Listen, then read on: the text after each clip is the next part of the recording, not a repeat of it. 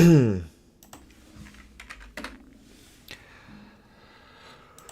All right, guys, we are here today. Let me know how the volume is. Volume should be pretty good. We're back home. We are back home today, so the volume should honestly be really good. It might be kind of loud, so if it is, you'll be all right. But yeah, we're here today. We're back. We are home. Let me know how the music is. Let me know if the volume for my voice is too loud. Almost. It could be too loud. It might not be. I don't know. I turned it down a smidge. Boeing is down this morning after a crash of Air India at 787-8 Dreamliner. So you can see Boeing here on the top right. It is down pretty significantly on this dip. You know, it's down from 215s all the way down to 200s. So on a percentage basis, this is about $16. It's about 8% for Boeing. Boeing is down about 8% on this news.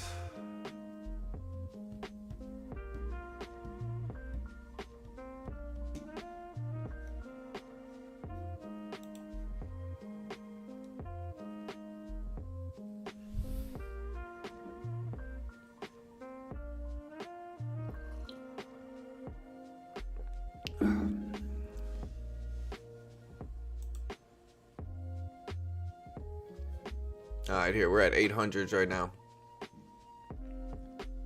Yeah, I'm back to my normal.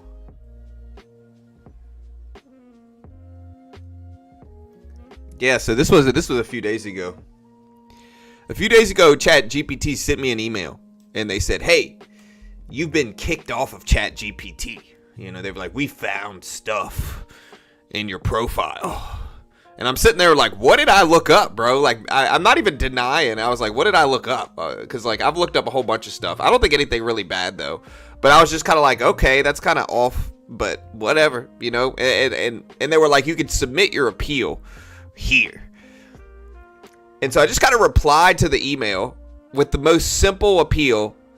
Like, hey, I only use this service to look up market news and program stuff. You know, like nothing controversial. And that was it. Like one or two sentences, nothing controversial. That's it. Within a couple minutes, I got an email back saying, hey, we had banned you on error. Like us banning you was an error in our system. And you are now reinstated. And they even gave me like a little bit of a refund from it. So shout out to ChatGPT, I guess, because they paid me, you know, a little bit. But it was just odd. I was just, you know, and then when I looked it up online, they said it wasn't just me, it was a couple other people, a bunch of other people that had the same thing happen. So it must have been some type of glitch in ChatGPT's system that caused this type of thing. But yeah. Oh, yeah, I don't know why, but hey. The VIX up to almost 20 today. Here's the NASDAQ. Pretty flat this morning. We got PPI inflation data going live, along with jobless claims unemployment filings going live at 8:30 Eastern Standard Time. I'll put a timer up here.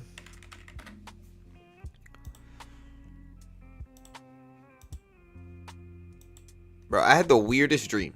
The weirdest dream. Alright, so here's the timer. We got about an hour and 20 minutes until PPI inflation. Let's stick it right here. That's probably a good spot. I'm just honestly, I'm really glad to be back home. It was hard to stream on a wireless setup for a few days. Like, honestly, it wasn't that bad. If I could have had one more, I went to Best Buy and I tried to get another Asus Zen screen because that's what I was using as an external monitor. Really simple, plugs into a USB, and boom, you got another monitor. It's portable. It's 1080p. Like, it works great as a small external monitor.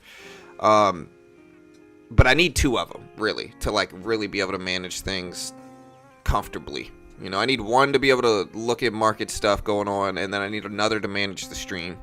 So next time before I travel again, I'll get one of them. But yeah, Boeing down big on airplane news. Let's do a poll today. Will PPI inflation data come in higher or lower than expected?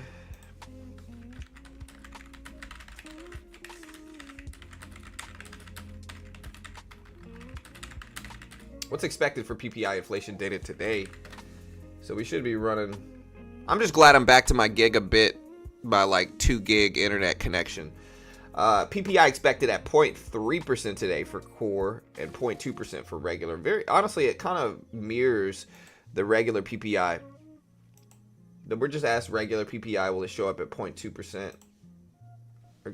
Will it show up higher or lower than the 0.2% month over month? Expected.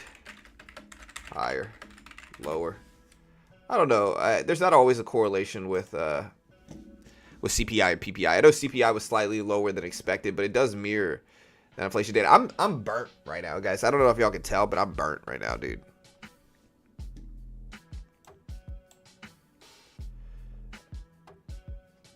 There's a couple reasons. Markets are down 0.3, 0.5%. A softer dollar and treasury rates nearing 4.4% marked a slight decline, easing pressures on equities. Oracle apparently is running up. Yeah, Oracle's gapping up to almost 200. It's at 190s. They jumped on an upbeat AI-driven revenue forecast. Apple dropped 1.9% with Tesla and NVIDIA dipping slightly. Yeah, things are slightly down. They've been dropping yesterday.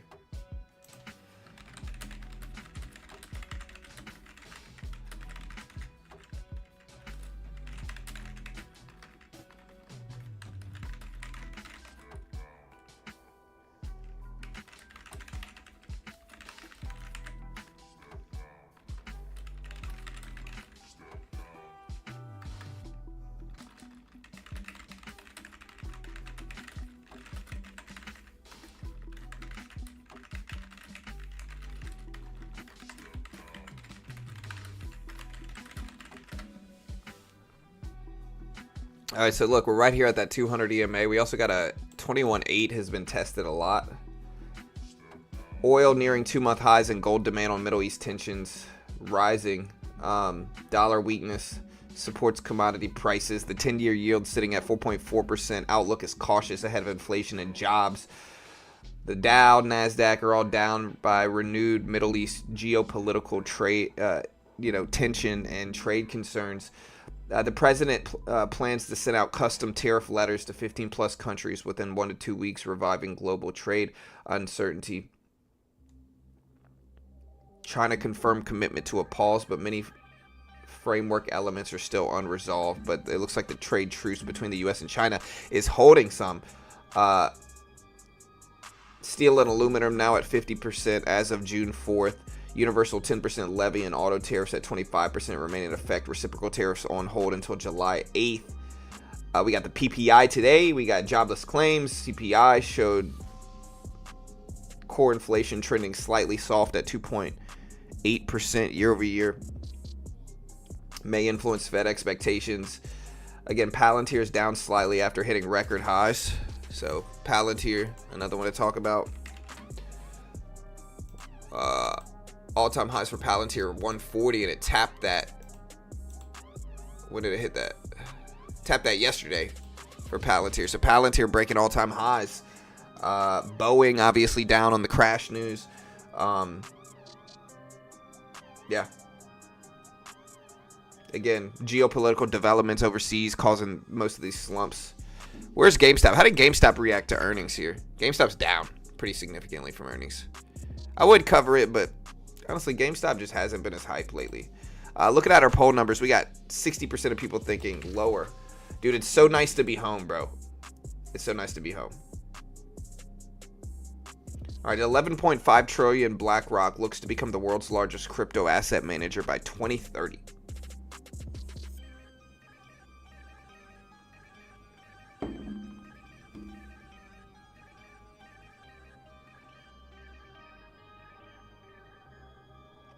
All right, so looking at today's PPI report.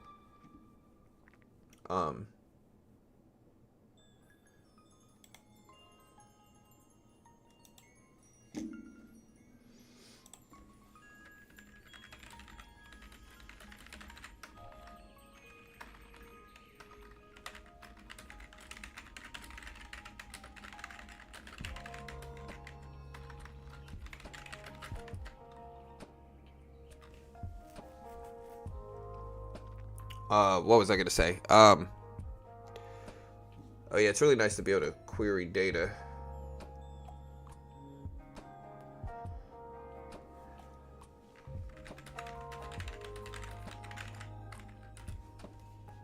All right, so yeah, so taking a look at this, I'm taking a look at some of these analyst estimates. The median estimate for today, year over year for PPI, is 2.6% year over year. Month over month, median estimate is 0.2%. Year over year for core is expected median at 3.1%, and month over month for core. Year over year for core, again, 3.1%. Month over month for core, median estimate is 0.3%. 0.3%. Citigroup had it at 2.4, a little bit lower than everybody else. Standard Chartered 2.4, Comerica 2.5, RBC 2.6, Barclays 2.6, Lloyd's 2.6, Wells Fargo 2.6, Credit Agricole 2.6, and then we had like Bank of Montreal, JP Morgan, Ameriprise Financial 2.7, 2.8%, and so we'll see what that looks like.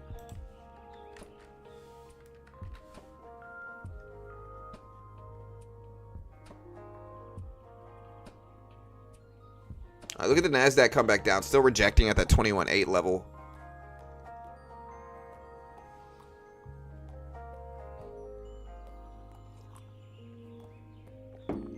Oh.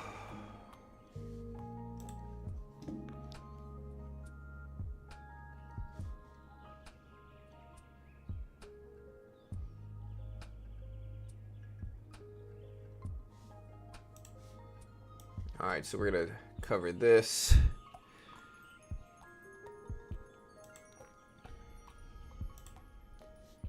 See, this is PPI, though. Hold on.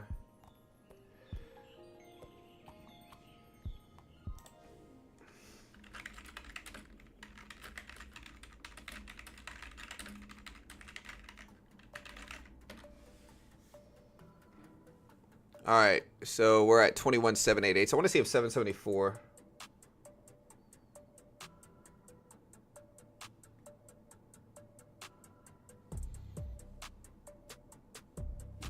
How you guys doing, chat?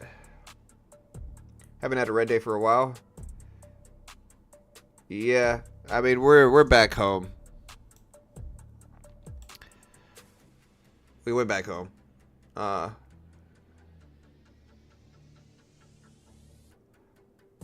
Yeah, nobody cares about GameStop earnings anymore, dude. They really don't. Honestly, it's just lost hype and interest.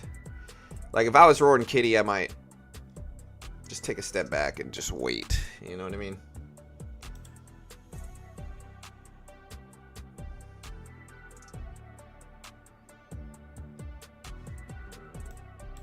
All right, so yeah, sorry. I'm trying to give you guys... Here's the list of... I'm going to post to our x.com page a list of all the... How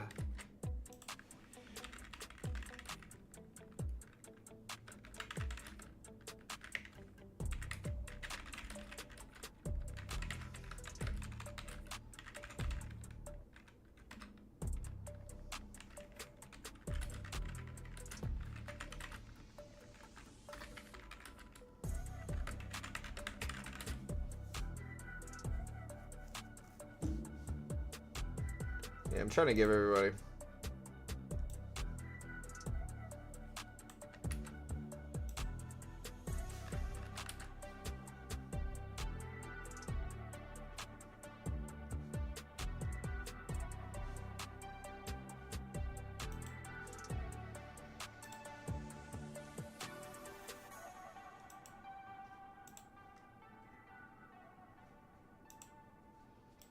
All right, so we're coming back down. I might buy 774s, but I think I've also just kind of want to wait here. Like, look, there's 7074s down there. I'm just glad to be back home, honestly, dude. It's really nice.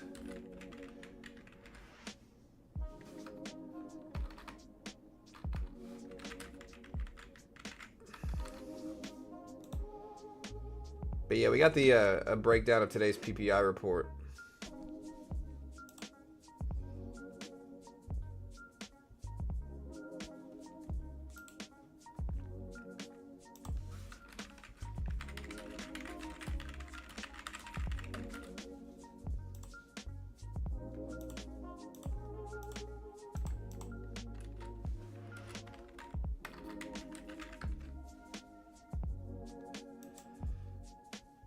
All right, so we posted a full breakdown on our x.com page at Beginner Trades, kind of summarizing everything going on. Here's a question though, chat. Yeah, we're back home. Honestly, I get like by day 4 of this vacation, I'm sunburnt. I'm tired of the beach. The beach had red flags every day, and so it was hard to go out there in the actual Gulf. It got kind of boring, to be honest. Like, we went swimming a lot, we ate a lot, we got sunburnt. By day 3 or 4, everybody in my household was like, y'all ready to go? And we're like, yep, let's go. You know, we drank soju and some other stuff, but by day 4 we were ready to go.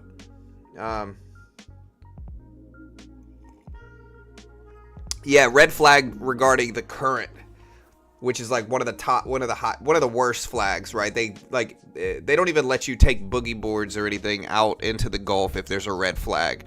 So nobody was in the water, basically. Yeah, it was Florida.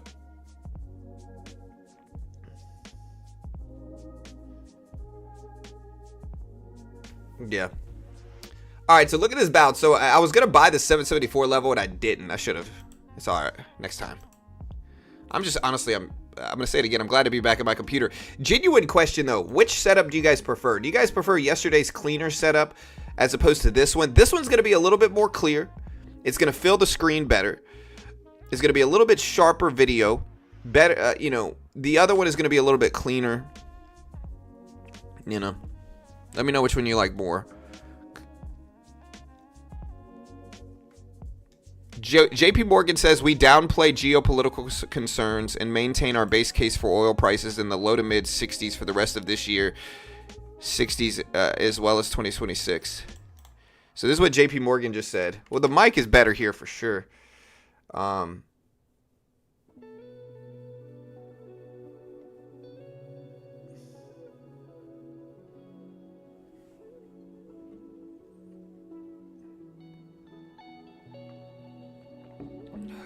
Yeah, I mean, we're in the Gulf. There's not much snorkeling you can do, to be completely honest. You can't really see anything.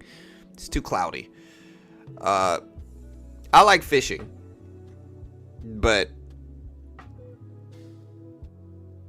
we just didn't pack all that stuff for this time. I'm not a big seawater fisherman. I'm more of like a bass fisherman, personally. I don't have a ton of experience fishing in the ocean. I'm mostly a bass fisherman. Alright, so the Chinese Premier Li met ECB President Lagarde via state media. European Commission also says they propose to postpone by 1 additional year the market risk prudential requirements in Basel III. Nothing else really going on. And again, we got about an hour and 10 minutes left.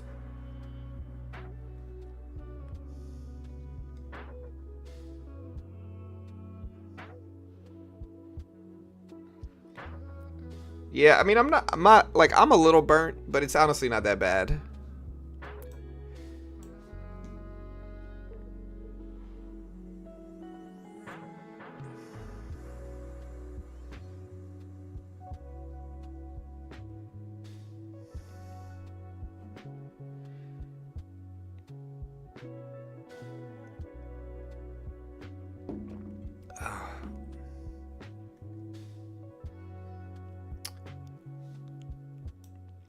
Yeah, like, you got two types of people that go to the beach.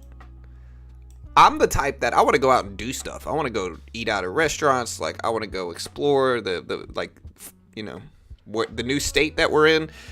I want to go see stuff and do things. Then you got other people that get to Florida and then they just want to just kind of sit there. Carol's that type, where Carol just wants to sit there and not really do anything. And so by day 3 of that, I'm like, all right, let's get out of here. I'm bored. I want to go do something. But everybody's different. I can't judge the other side. Like, I get wanting to sit there and not do anything, And I don't know what it is. We go to the beach and my kids just complain, bro. Both of them just,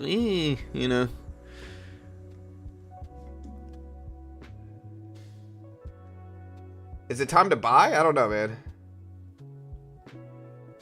Yeah, if I just posted on my X page like a full breakdown of what the banks are thinking.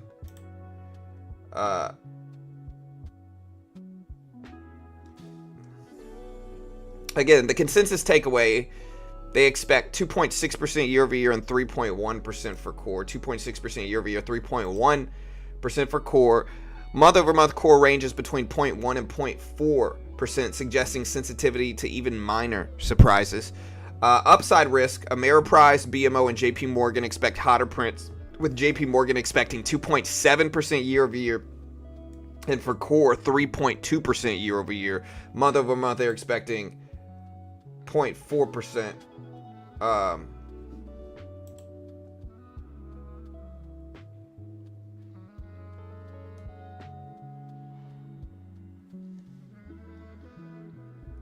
Yeah, so JP Morgan expecting a little bit higher. So is Ameriprise. 2.8%. They're expecting 0.4% regular. Year over year core, 3.2%, 0.4% month over month core for Ameriprise. So some people are expecting higher prints, but most people are expecting 2.6% for regular PPI today, 0.2% month over month for core. Most people are expecting average of 3.1%, and month over month core an average of 0.3%. All right, there's that 774. Let me see if I can buy this, dude.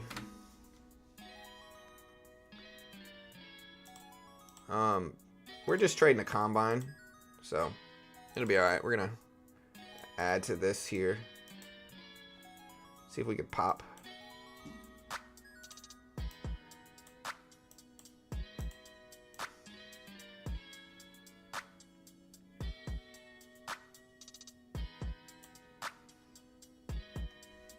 Look at that bounce right there at 775, dude. It teaches me that I'm using like good levels here. Because look at this play. Even if it comes back down, it still bounced exactly where I thought it might. And so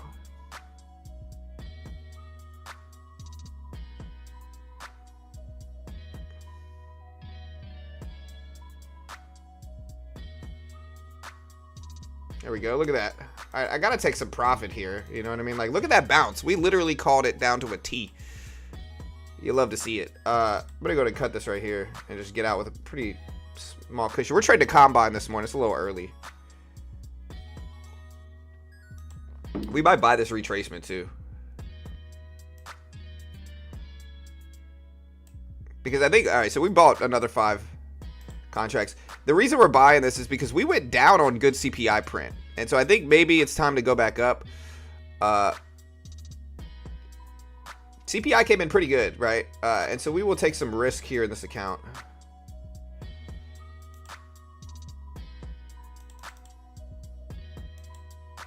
There we go. Okay. We got 10 micros, so basically 1 mini. That's what this is. We'll scale out of it too. I mean, I do want to give it a chance to bounce back though.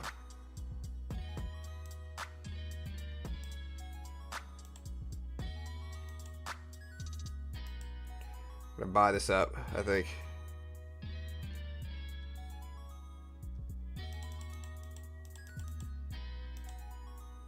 There we go.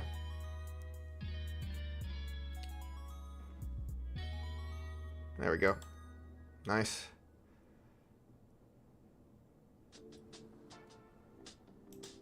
I gotta start using limit orders because the fills that I've been getting are bad. Like I've been in the profit deep and then it just doesn't give me the profit a lot of the time.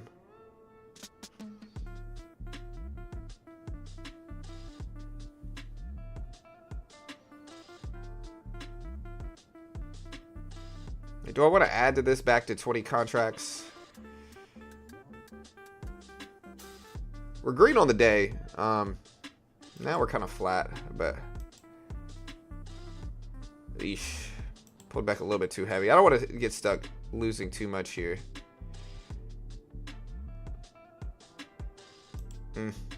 Too big of a chance that we're going to move down to test this 7.5 level. We might bounce at it again. But we got an hour before inflation data goes live. An hour. I've always wanted to go to Oregon. I think Oregon looks nice.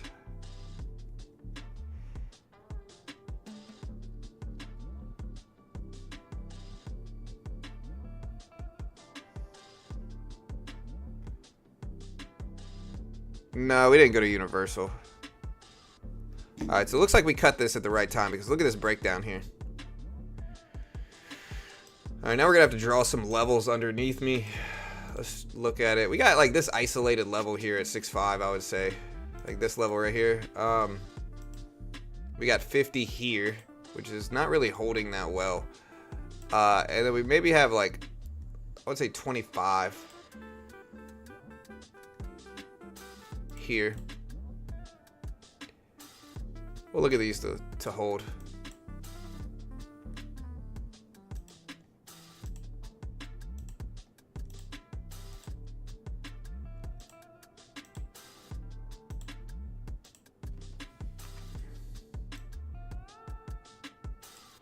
All right, so look at that 65 bounce here.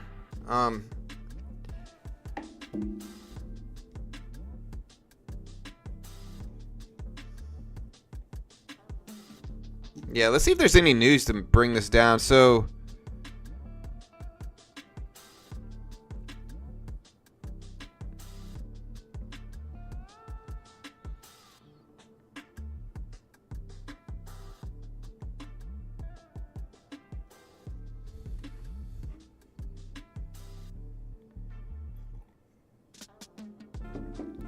yeah, my wife's a big fan of the Goonies. I'm trying to see if there's any news to bring the market down right now.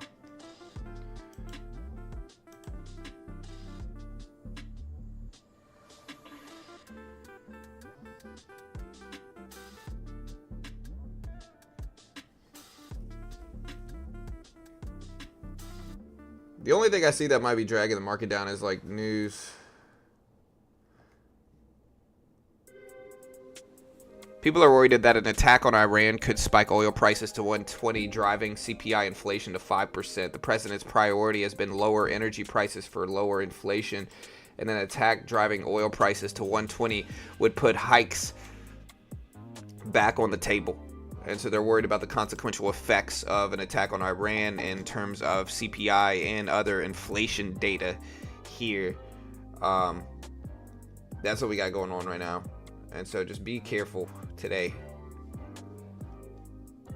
Oil prices, let's take a look. Yeah, oil prices are down a little bit, but they've been spiking since June started here. Do I want to buy this up? I kind of do. Oh my gosh, bro. This thing literally spiked right before I clicked buy. Ugh, I got to cut it, I think. Like, I honestly was right here. I was like, hey, I want to buy this. And look at this spike just now, man. Just a little bit too late. I could short it, but I'm actually going to buy a dip here, I think, instead. Like, we're going to try to scale it. This is a challenge account, so if we fail here, it's not the end of the world. We're just swinging.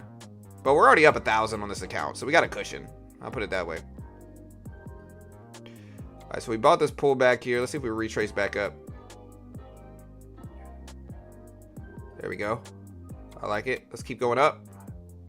I can also add one more to this if I want. It's CPI and PPI inflation data. We also have jobless claims unemployment today, so I'm kind of betting on choppiness. I want to see if we head back up on this account.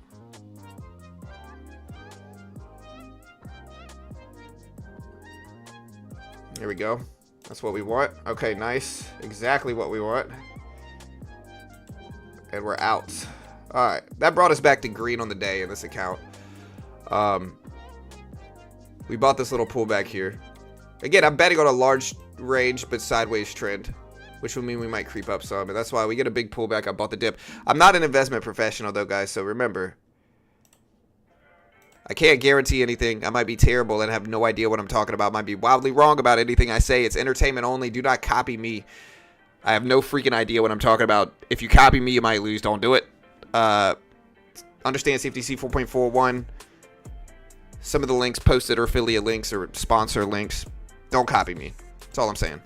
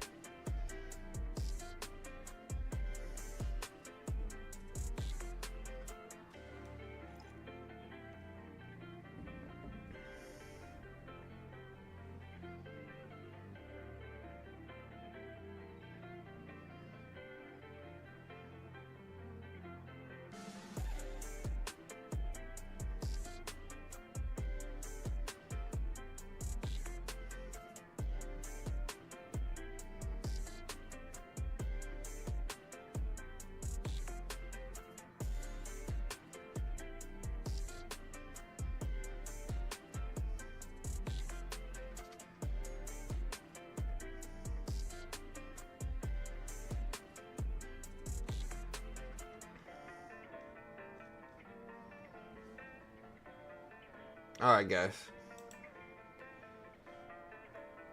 So we bounced back up. We hit 775. I don't know what we're going to do here.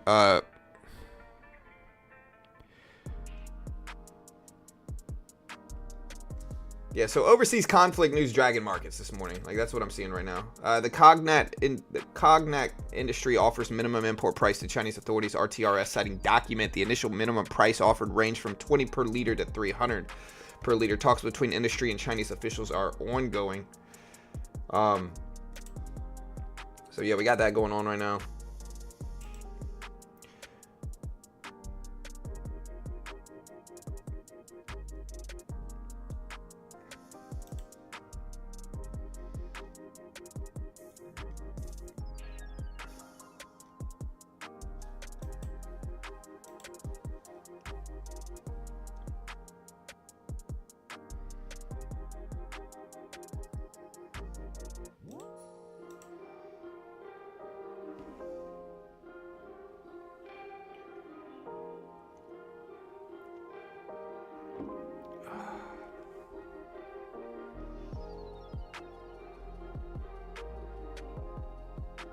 I'm sure Tesla, but we're probably trading very different. Wasn't the Tesla launch supposed to be today?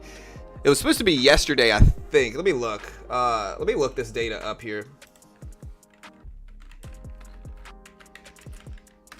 I'm going to look up the robotaxi news because the robotaxi was supposed to be implemented in Austin.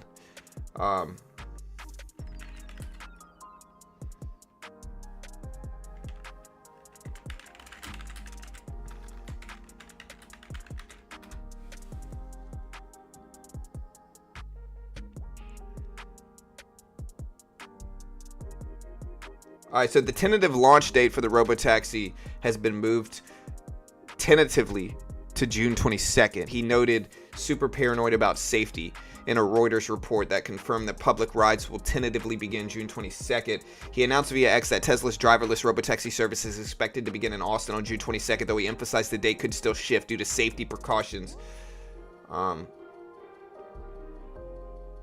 A viral video shows a Tesla Model Y autonomously navigating an Austin junction with the robotaxi bags signaling pilot testing rather than full commercial. Tesla is listed an official autonomous vehicle operated in Austin, although still in testing along Waymo and Motional as permitted by local DMVs. Elon suggested the first end-to-end trip from factory to home might occur on his birthday, which is June 28th. Tesla stock dipped 1 to 1.4% in pre-market. Investors are assessing the rollout scalability as well. And so, yeah, that's basically what went on. I told people this wasn't going to be like a big event. This was more so going to be like they were going to launch some vehicles in Austin and see what happened. And so that's essentially what happened.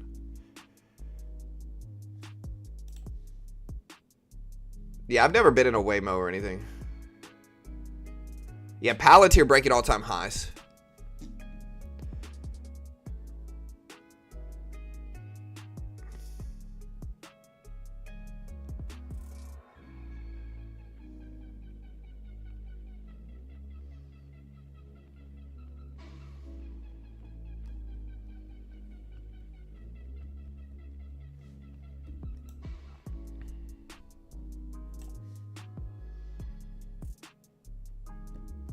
TNXP, it's down 20% opportunity. Can you adjust the window? Yeah, you can see this here. I mean,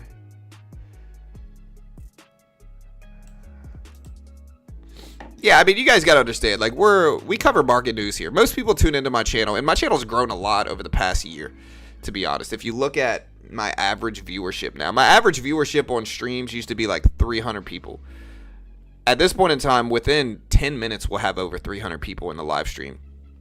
And, you know, yesterday we had 4,000 or 5,000 people for CPI. Today, I don't know how many we'll have, but my average viewership has grown a lot. And again, it's mostly because, like, I don't even claim to be a good day trader. That's not really what my channel's about. It's mostly about covering economic and market news reports. People tune in, especially at 8:30, because they know if something big's happening at 8:30, we're going to cover it. And so, you know, if you appreciate that, subscribe, hit the notification bell, help us grow. I appreciate you guys, and let's keep the growth up.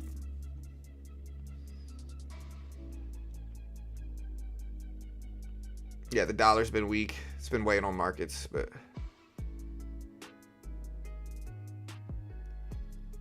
will gold bull if PPI is high? Potentially, although yesterday we did see gold and markets have a positive correlation, so it's never there's always variance that could happen with the PPI report.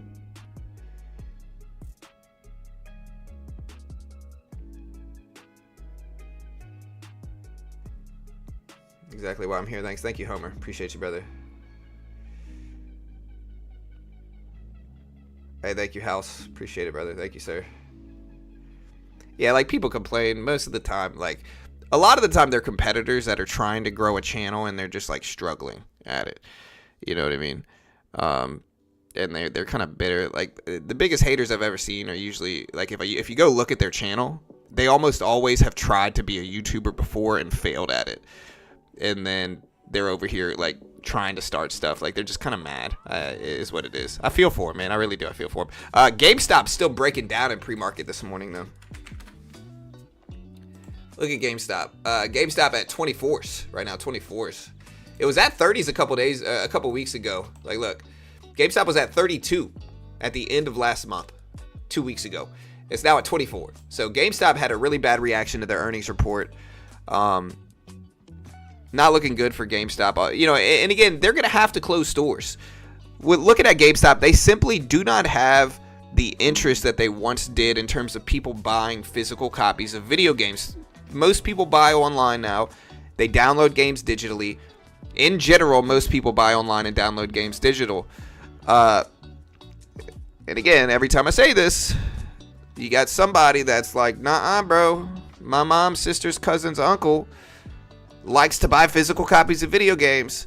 But again, what I'm saying is in general, there's always outliers. I'm sure somebody likes to buy physical copies of video games.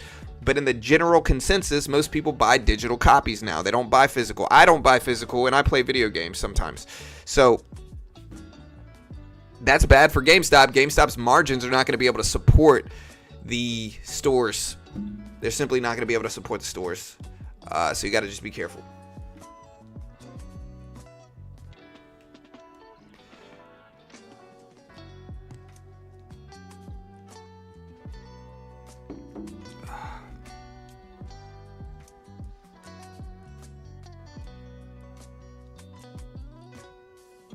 Yeah, the new Switch, I would assume.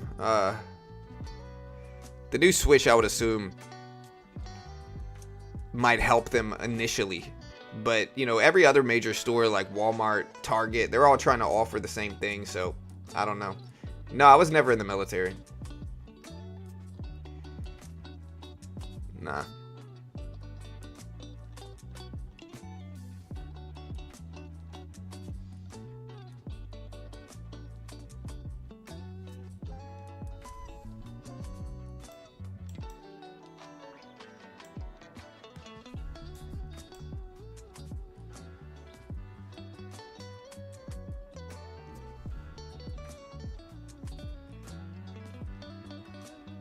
All right, Chad, we got 45 minutes. Look at this bounce right at 750, though. So the lines are actually holding pretty well. I don't know about 65, but the lines that we draw, these are just subjective support and resistance lines that we've drawn on the chart. 600 switches a minute. That's great. That's great. Honestly, I'm supporting of GameStop. Like, I want them to do well versus big banks. I just don't think they will long term. Maybe they do. I don't know. We'll see.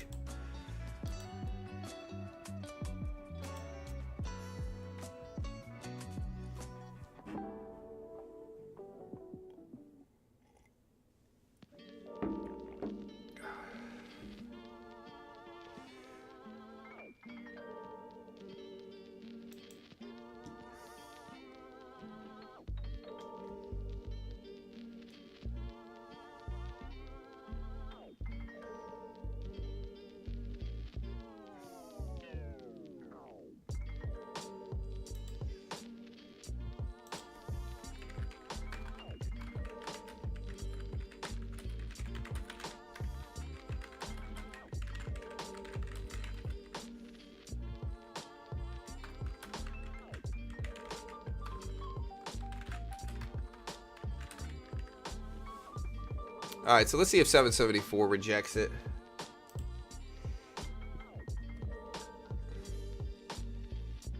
Yeah, I mean, they tried getting into collectibles, and I think that was a good pivot. But it's still going to be tough to keep the same amount of stores open that they had when people bought physical copies of video games, you know? So, like, it's just a different time right now. And with that said, their margins are going to get worse, and that's okay. It doesn't mean they're going to fail.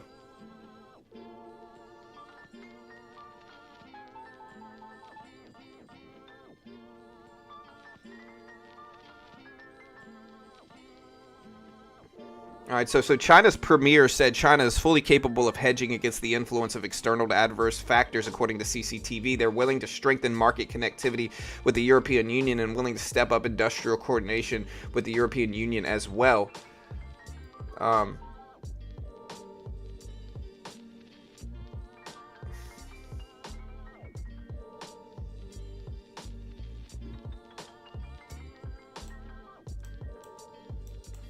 All right, we're at 774s.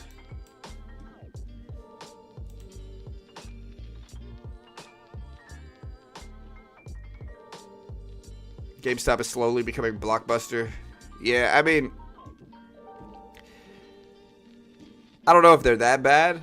People still buy stuff. Like, Switches are out right now, the new Switch. So people are still buying stuff from it. But it's a tougher time for them for sure.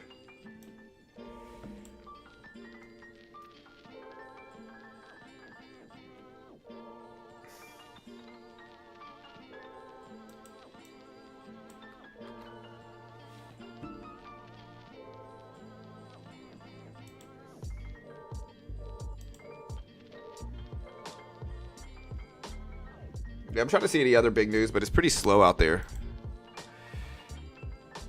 All right, so the Indian Foreign Ministry on China rare earths exports, CURB, says in touch with China to bring predictability in the supply chain for trade. Again, I tend to think we're going to be sideways and choppy. We're slightly green on the day, but it's small.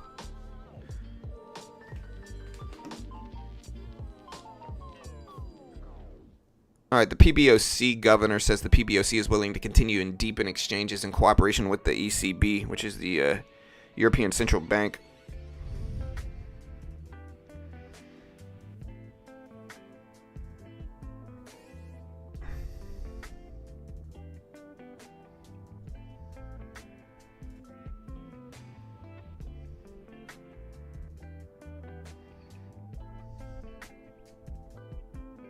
Okay, good.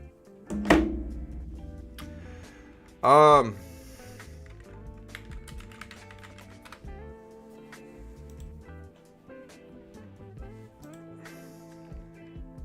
right, so we're reducing down a little bit. We're at 774s. Look at that rejection at 774. I'm thinking about buying 65, but I'm also worried we're going to really trend sideways, but I might try it. We'll try this dip buy right here. We'll add maybe 10 if we can down here. There we go.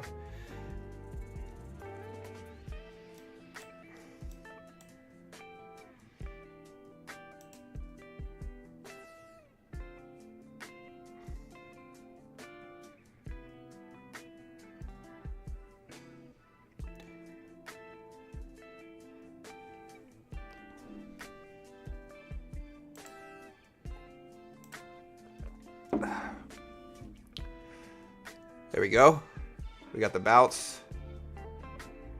I'll give a little bit of time to let this work, though. Let's take a piece off there. Nice. I'm going to add a couple to this. 2 contracts here. Let this roll a little bit. See what happens.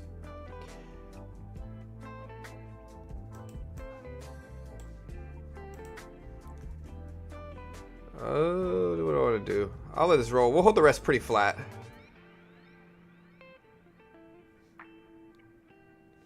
Nice.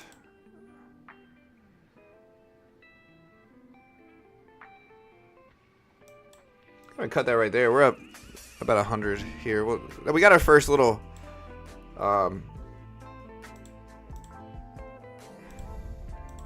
we got our first little cushion on the day that we built.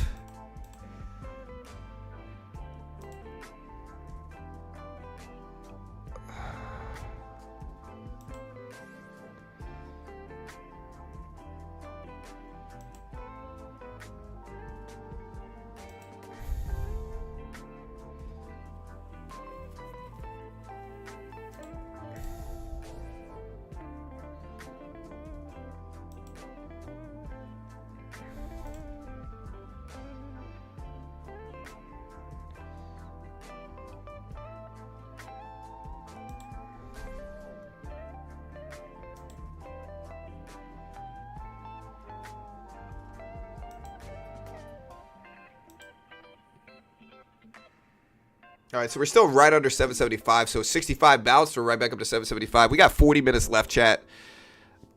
Try to cover all the breaking news as it happens.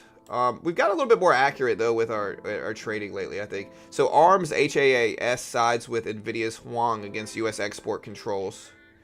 So that just happened. Let's take a look at ARM. I know AMD, people have been talking about AMD. It's starting to dip down. It's under 120, and I think 120 is a pretty big milestone level for it. There's NVIDIA. I'm watching 140. NVIDIA's down a little bit over the last 24 hours as well here.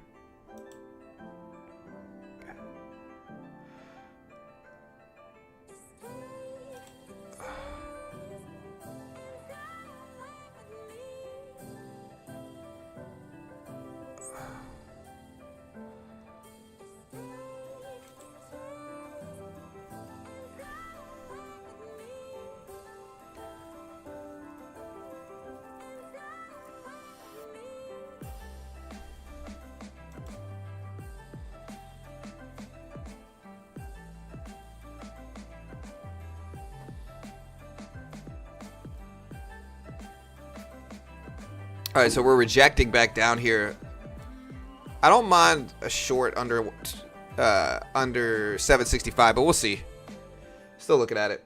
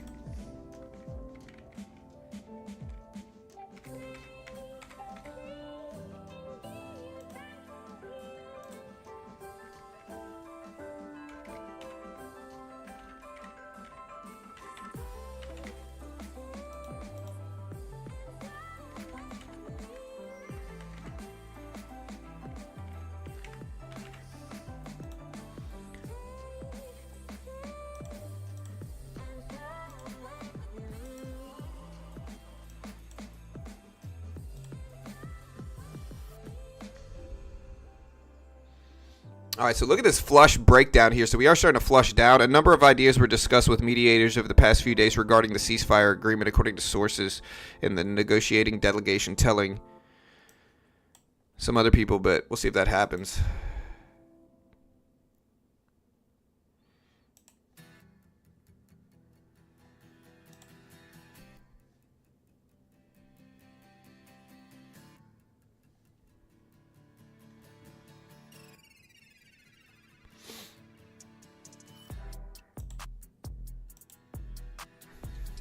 All right, so we just cracked lows real quick. Let me snip this real quick so we have it.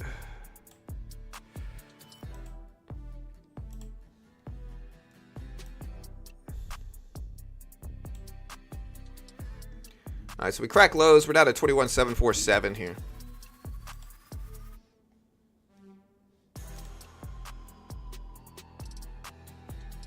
All right, so yeah, China met with Lagarde. Let's check. Let me check back up with the chat here. How you guys doing? Silver futures are at the highest level in 13 years. Yeah, I've seen silver start to run a little bit. Is this K-pop? Yeah.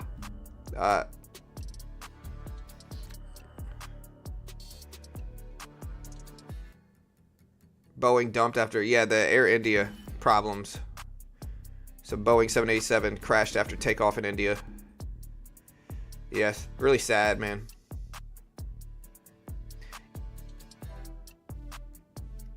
Yeah, well, I mean, I think too many people, so where Nintendo is making a mistake here, right? And maybe this has implications in finance and stocks. Where Nintendo is making a mistake is that I told my son, hey, if you behave on this trip, maybe we'll buy the Switch 2. And my son said no. He's like, I don't want the Switch 2. And so the problem is that the Switch 2 is too much like the Switch 1, in my opinion. And the graphics are still not up to par with everything else. And so people wanted a next generation console from Nintendo, and instead they got another Switch. And I know the original Switch made all this money and stuff, but I think eventually you got to start putting yourself out there with like good graphics. That's what people want, and they don't really get it with Nintendo, unfortunately. All right, we're at 21,747s here. Again, we cracked this low down here. It's not the lows of the day I thought it was. The low of the day is down here at 717. So now we're watching 717. We also have 724 here. NVIDIA is still breaking down, which is partly driving the market down for sure. Look at NVIDIA testing lows. So we'll see what happens here. We still got over 30 minutes left until this data comes out. Yeah, we're watching Palantir, which recently broke all-time highs yesterday, and now it's pulling back a little bit today. So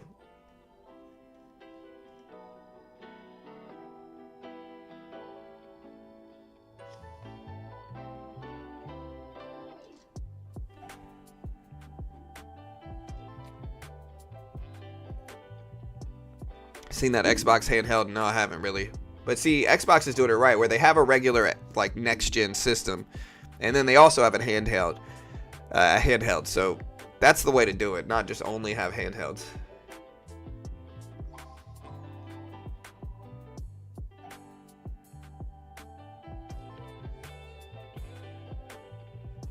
Yeah, let's take a look at silver here. So people are talking about silver. Nasdaq's still breaking down here. Here's silver. Here's a 20-day chart on silver. You can see how much silver's up. It's up from 31s all the way to 36s for silver on the bottom right chart. So silver's been making some moves.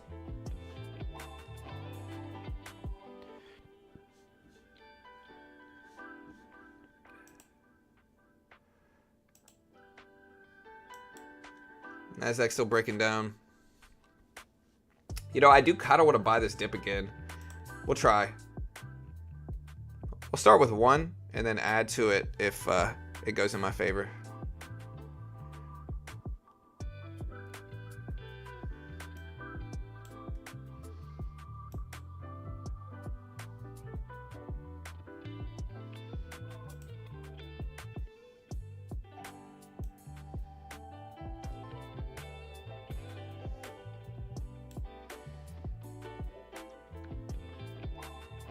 We have a cushion on the day. We'll give it time to bounce. We're flat now. Let's see if it goes green. There we go.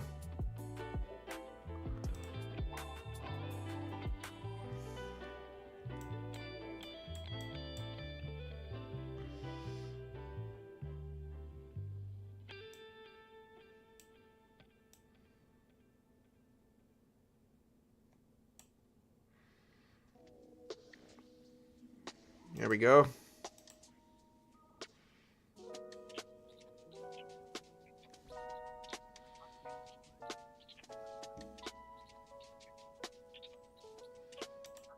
There we go.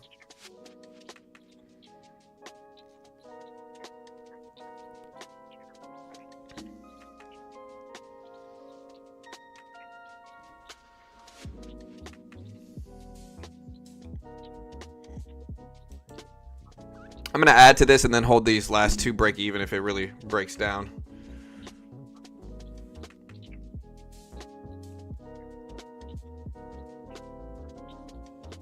All right, so we're starting to pop back up.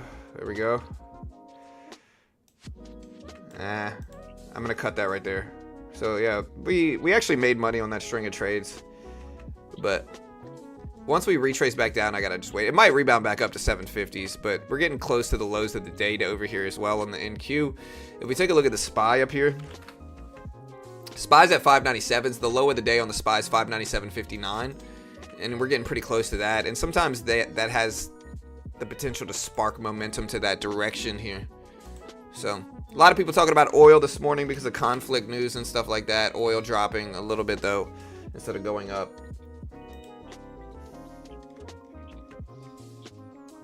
Again, we have a bunch of analyst estimates here. We posted this on our X page. I'll post it again here. Here is the expectations regarding today's PPI inflation report. So the median estimate for today's PPI inflation report. Oh, I got my pen back, which is nice. I missed this pen. Is 2.6%. So median expectation for regular PPI today, 2.6%. For core, year over year expected at 3.1%. Month over month expected at 0.3%. Month over month for headline inflation at 0.2%. And you can kind of see like JP Morgan is expecting it at 2.7% for headline inflation, and core inflation they're expecting 0.4% month over month and 0.3% for headline month over month. So JP Morgan expecting a little bit higher estimates than everybody else here, except for these last two. But these are the estimates for PPI inflation data today. Not only that, but we also have jobless claims unemployment filings dropping in 30 minutes too. So we got a bunch of stuff coming out at 8:30, and then tomorrow I think we got Michigan data, if I remember correctly. Yeah, we got Michigan data tomorrow. So I think it's prelim data too. Let me make sure.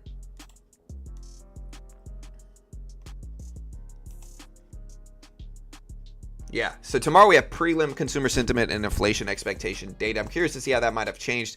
Honestly, we should have stayed in this long because it worked, but it's all right. But yeah, tomorrow we got Michigan data. Today we got jobless claims and PPI inflation. We also have some ECB members speaking today. Yeah, that's about it. Looking at our poll numbers, we're pretty split. 52% think higher PPI inflation, 48% think lower. We got about 1,000 people here. We still got about 30 minutes left until this drops. Hey, what's up, Faye? Boeing shares fell 6%. Yeah, I saw that.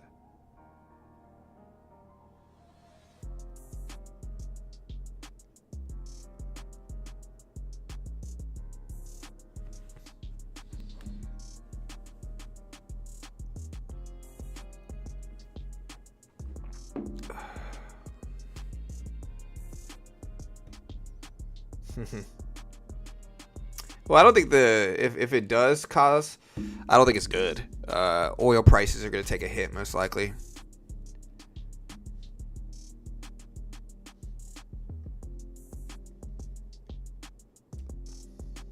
JP Morgan very bearish on the market. I don't know. JP Morgan said they thought the market would break all-time highs within 2 weeks, and this was like a week ago.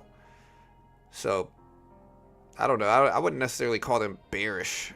I think they're kind of mixed, to be honest.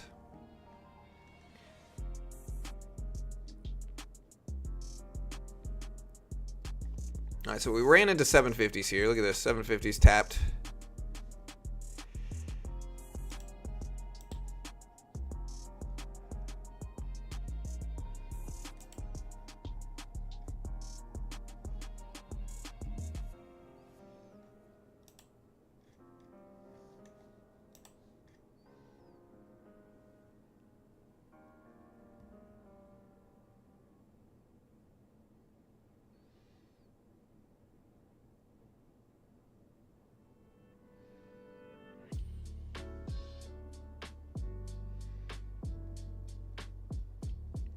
All right, so we're starting to come back up. Again, we're pretty green on the day. Like, this is my P&L so far today. So we're green, mostly.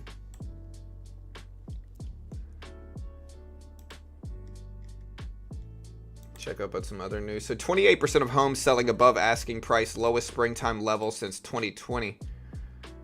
That news just dropped according to Redfin.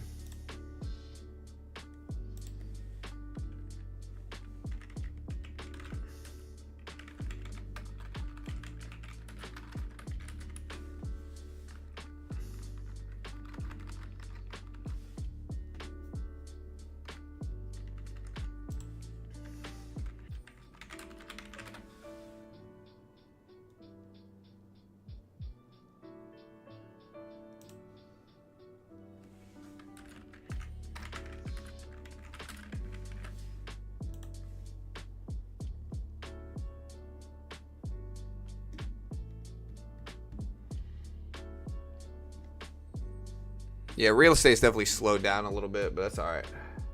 Now's the time to buy, I think, personally. And real estate's very powerful because most of the time prices are going to go up regardless.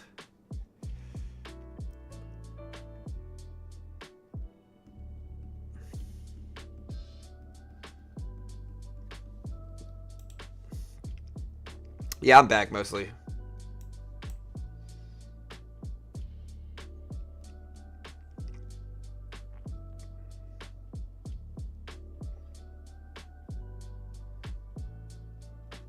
Man, some people don't get that the 55% tariff rate is inflationary, keeps the Fed from lowering rates and increases inflation and stagnates growth. Yeah, I mean, that's something that we talk about a lot here. I mean, I think most people that watch this stream understand that the Federal Reserve is worried about the tariff inducement of inflation. I think this is something that we talk about pretty regularly here, which is that Jerome Powell fears inflation, and he's worried about prices making inflation worse. In fact, actually, when the 55% news came out yesterday, we told people that's still pretty high. And like, if China has to pay 55% more to import their stuff into the United States, guess who's going to be paying those prices? We are. It's going to increase prices that we pay here because we get a lot of stuff from China. We are the single largest buyer of Chinese goods in the world. And so, yeah, I mean, water's wet, brother. Water's wet. But yeah, paying 55% more for Chinese stuff is going to cause inflation, 100%. And that's what Jerome Powell is worried about, even though inflation's a little bit better now in terms of just the inflation rate that showed up yesterday. It's still certainly a risk, and it's still certainly one of the reasons the Federal Reserve has not cut rates since December. So, yep, that's true. Not even disagreeing with that.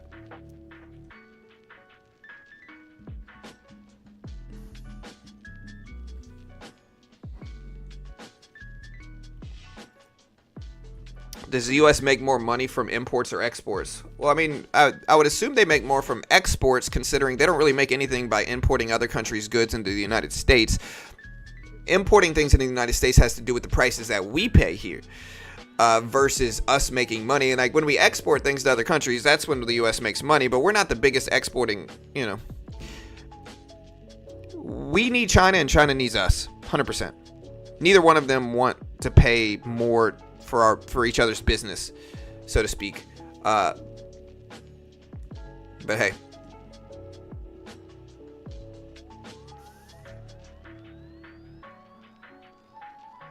Yeah, next week we got the FOMC. We're going to stream it all live, of course. Yeah, I've heard about Bessent being the new Fed person. John, if you had to guess what would cause the next big market crash, what do you think it would be? Talking about a deep bear market. What do you mean by deep, though? Like, we recently got a crash. Right now, we're almost back up to breaking all-time highs, but we're still kind of in this middle ground, kind of like a limbo area where we don't know what's going to happen. And so we recently got a 26% correction in the NASDAQ. That's a crash by most people's standards. Now, if you're talking about when we're going to see a longer-term bear market, I really don't know. Generally, it's from external stimulus. Like, it's from something else that happened outside of stocks. Recessions can drive that. We could have corrections in AI. If NVIDIA starts to correct massively again down to 60s, 70s, the rest of the market might follow suit. If we get some of these AI businesses start to go bankrupt, that's another catalyst that could be similar to like the dot-com crash and bear market, in which a lot of the dot-com companies went bankrupt after IPOing for billions and billions of dollars, and that consequently put us in a bear market for years and years. And then, people talk about how bad the dot-com crash was, but really, like, it was two major catalysts, negative catalysts within a decade. We had the dot-com crash situation, and then following that, by the time we hit 2006, 2007, mortgages started to fail. And everybody saw that happening as well. And so then, boom, we got another pretty big catalyst, external catalyst. And when I say external, I just mean external from like direct finance markets, like the stock market directly. And so, yeah, it depends on what happens, but those are the things that are going to cause big crashes. But anything could cause it. Like that, we've had crashes historically that are driven by stock prices. We've had crashes historically that are driven by monetary policy. We've had crashes historically that are driven by all kind of different things, by recessions, depressions. It just depends on what happens.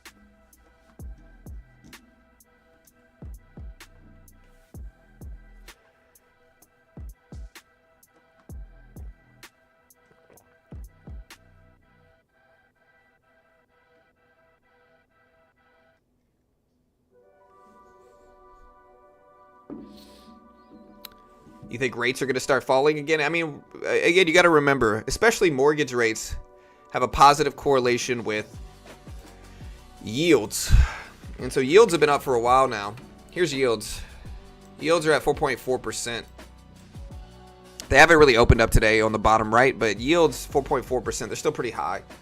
So, yeah. We'll see what happens. But yeah. Okay, so the president just tweeted. He said the great big quote. I'm quoting the president. He said the great big beautiful bill.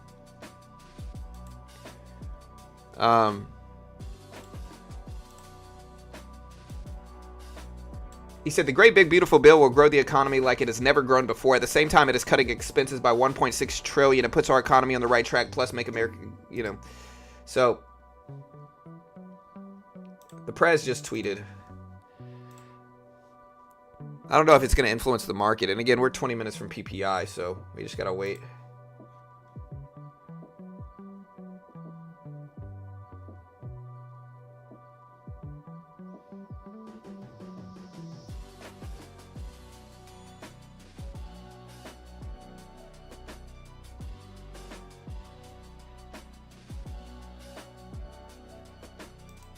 All right, so look at this rebound back up. We're almost to 775 again.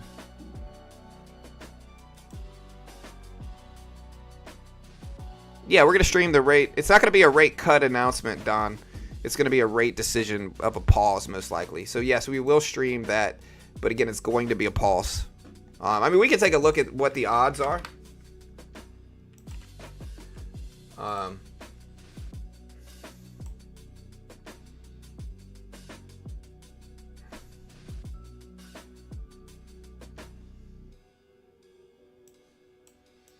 We can take a look at what the odds are.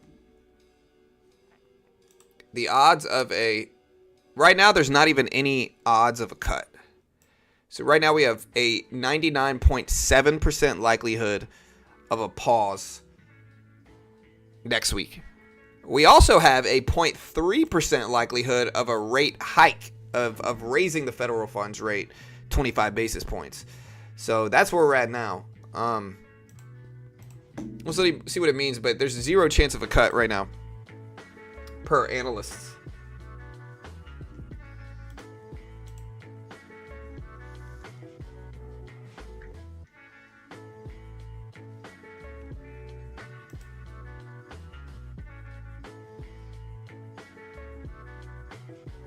I think a pause is pretty priced in, Ricky, to the market. I think what's going to affect the market more is going to be what Jerome Powell says during the conference. I think that's going to affect the market a lot more than the pause announcement, which is almost certain, you know. All right, so we're almost back up to 774. I might short 774 with like a really short-term trade, but we need to get up there first. We'll wait.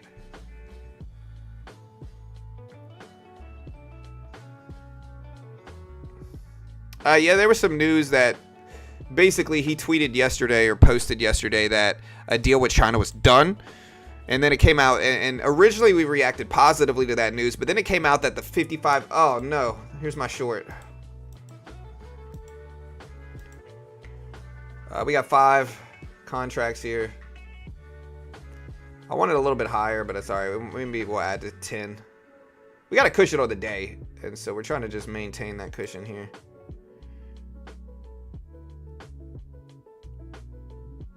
Taps my level. I just want to see if we start to retrace back down. We've had a bunch of green candles in a row now, though. So I'm assuming sellers are going to step in for a little bit, but maybe not. Who knows? Not an investment professional.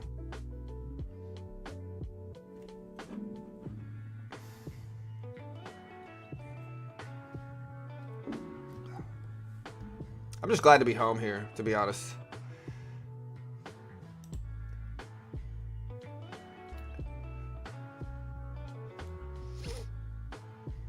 Like, I'm holding this. We're risking some of the cushion. Like, I try to build up a cushion and then take some larger risks. So this is our larger risk trade. I want to see a retracement, though. 775 seems to be a big level. We also have the 200 exponential above us, but who knows, man. We break over this. We'll give it a second. But there we go. All right. Nice. Precisely what we wanted happened. We add a little bit more to this here. We got 4 now. Down to 65s is what we want. There we go. There we go. That's 65. We'll take it. All right, we're up about 200 on this account now. Slowly building up profit.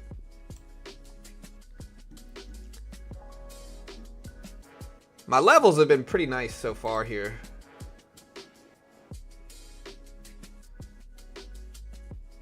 We went to the beach in Florida.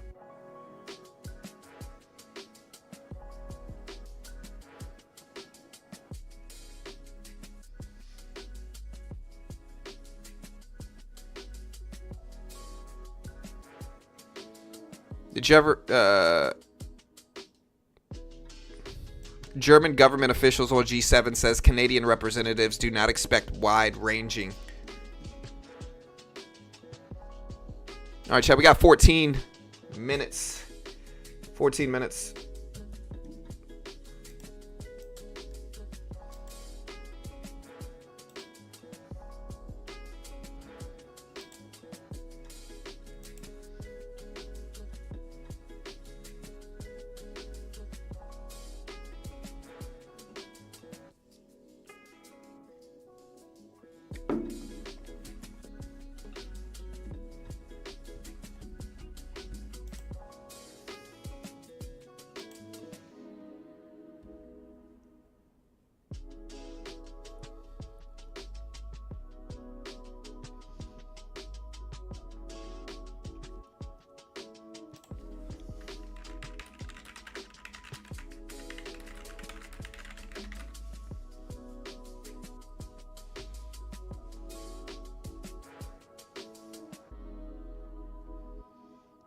All right, so Redfin reports a median home sale price of $352,000 in May, down 1.3% year over year. Fred data shows median listings rose to $375K in May. Year over year, home sales dropped almost 5% versus last year. Active listings are up 16.7%.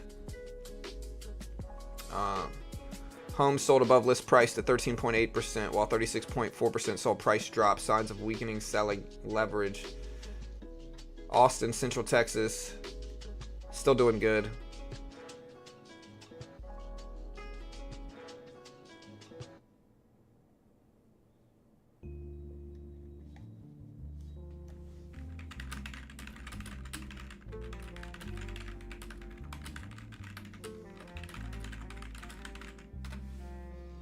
All right, so let's talk about the biggest stories with 12 minutes left until today's PPI inflation report.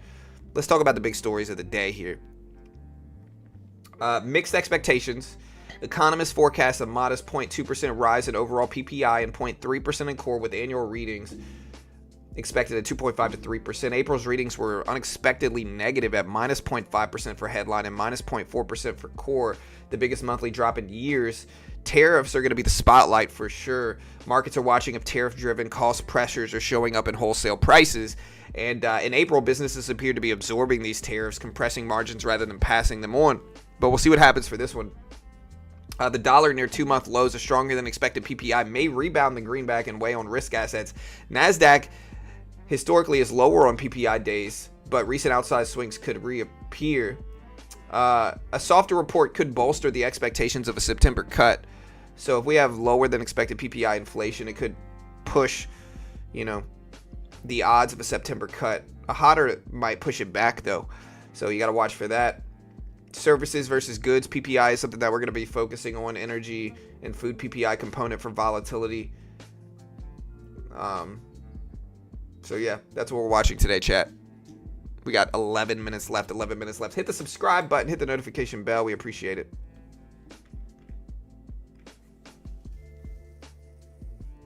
Yeah, so when CPI comes out, SB, it comes out, and when inflation releases once a month, it comes out on two sides. CPI consumers and PPI producers, businesses. So we get consumer price index, which is yesterday's inflation report, and how much consumers are paying for goods. And then we have PPI, which is producer price index, how much businesses are paying for things. They're both relevant in their own way, but today we have PPI inflation.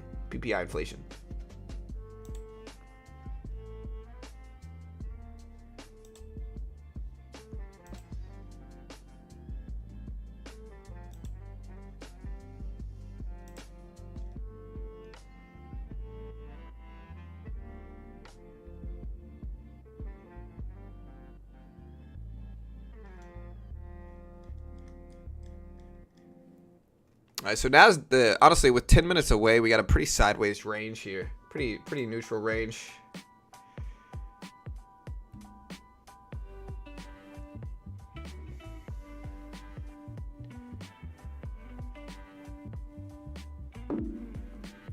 If we get good numbers in 10 minutes, Bitcoin will trade above 110.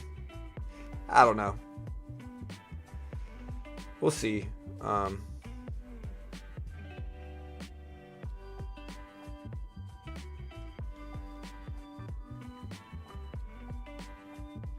I mean, generally we want lower, Homer, but it can vary. Generally, lower inflation is good. Honestly, most of the time inflation it depends on extremes. And so if we get like super high inflation, that's bad. If we get like really, really, really low inflation, that can show signs of economic cooling. But generally, people want lower. Lower's generally better. And especially, I think yesterday, we had CPI. CPI came in lower, but the market still went down. So it's not a perfect science, in all honesty. And you'll have to just wait and see how the market responds to this stuff, because nobody knows what's going to happen here. We just got to wait and watch it and see.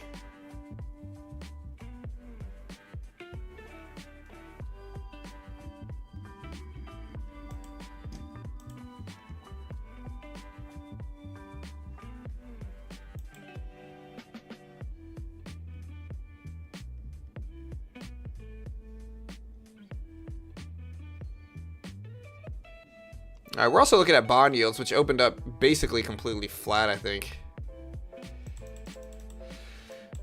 So we got bond yields. I'm going to put NVIDIA up. Tesla all the way up at 320s. Down a little bit in pre-market, though. Here's NVIDIA. NVIDIA is pulling back a lot. NVIDIA got pretty high yesterday.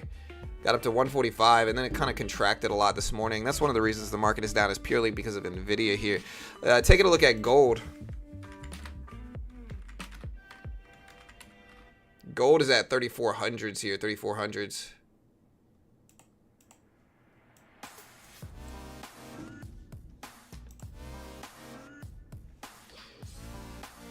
I think we're having a little correction, maybe. Yeah, no, so the big reason a lot of people are speculating that the downturn was from overseas conflict stuff. Specifically, let me find out what it was.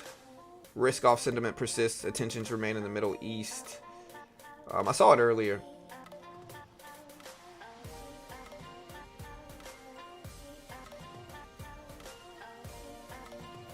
Fears escalated as the U.S. repositioned forces amid rising related tensions.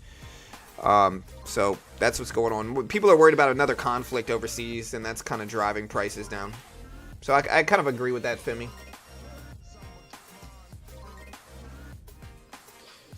Yeah. I was showing it was more Iran, but maybe I'm wrong. I don't know. I could be wrong. I might be wrong. I don't know.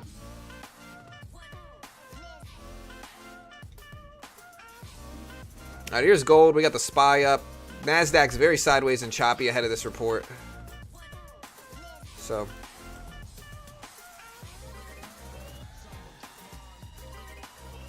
All right, we got 6 minutes.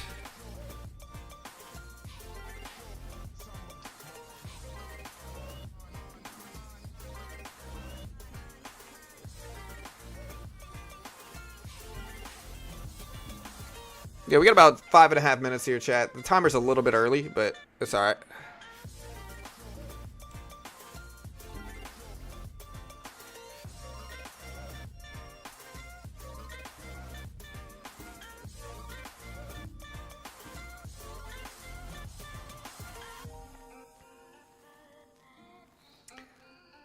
I can feel the inflation, but data says there is none.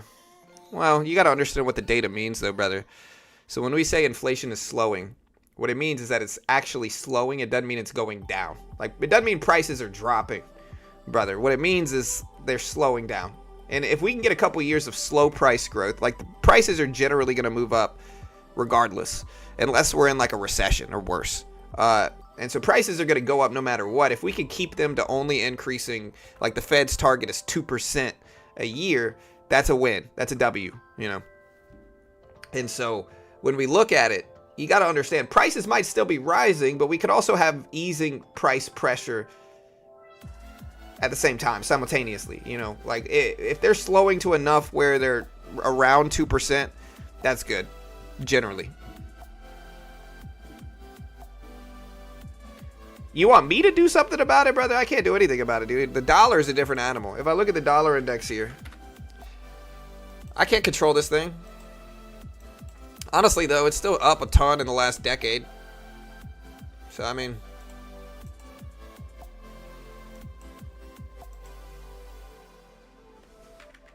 yeah, so here's gold. Gold's up to 3,400s right now, though. I mean, all right, so here we are dropping again. We got 4 minutes. 4 minutes.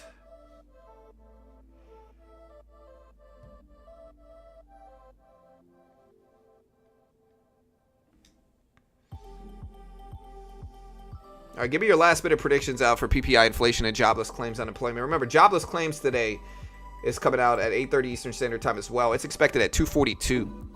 242. Last time it was 247. PPI month over month expected at 0.2. Core PPI month over month expected at 0.3. Last time core showed up at a negative, and so did regular month over month PPI, but they are expecting another uptick in inflation. Yesterday we had lower than expected inflation as well. So we got 3 minutes, chat, 3.5 minutes. We got about 2,000 people here. Hit the live button, hit the play button. Make sure you hit the live button next to the play button. Make sure you're fully caught up on stream, chat.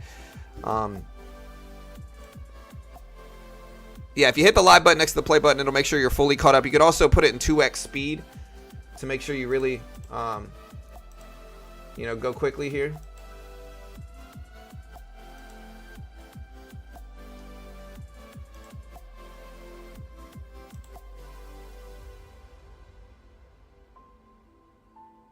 All right, so we're at 750s. NASDAQ dropping. Ahead of this, remember, I have no idea what I'm talking about. I might be wildly wrong about anything and everything I say. Do not copy me. And remember, nobody knows. We could have low inflation and the market could drop. We could have high inflation, the market could go up. You don't really know. It might be the opposite of that. And generally, I'd say it is, but there's always variance, and so you just want to be careful. It's very difficult to predict the market reaction to inflation data. So I wouldn't try, and I would just take a wait-and-see approach. 2 minutes left, exactly. Chat, 2 minutes left.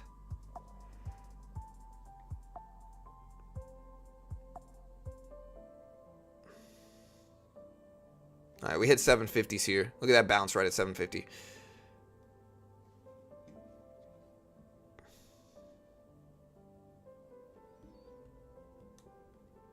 All right, here we go. We got a minute and a half, chat. 1.5 minutes.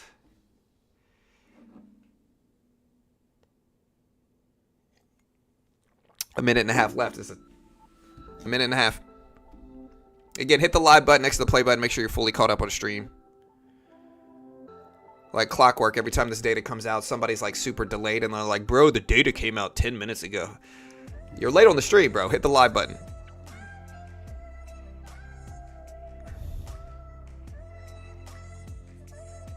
France expresses concerns about the Iranian announcement that they will be constructing a new enrichment site. All right, chat, here we go. We got less than a minute now. Less than a minute. This timer is a little bit early. I'm going to take this timer off the screen. We have 50 seconds. 50 seconds right now.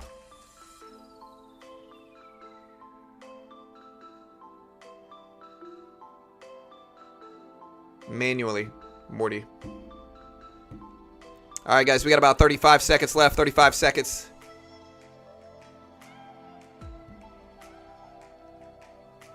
We got about 25 seconds left. About 25 seconds left. Here we go. Be ready.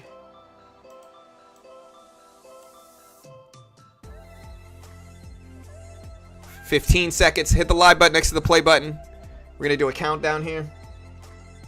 10, 9, 8, 7, 6, 5, 4, 3, 2, 1. And here's the report.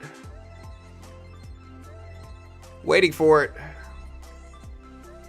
All right, 0.1% month over month, 0.1% lower than expected month to month, 0.1%, 2.6% year over year. Core showed up noticeably less than expected at 0.1% versus 0.3% expected and 3% year over year for core. Jobless claims showed higher than expected at 248,000, 248K. But again, inflation data all around came in lower than expected at core with 0.1% versus 0.3%.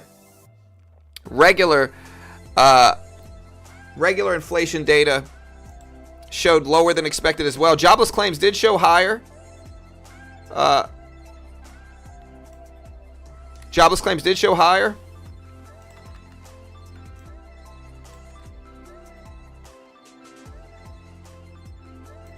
.1% versus previous. Month-over-month PPI showed 0.1% versus forecast 0.2%.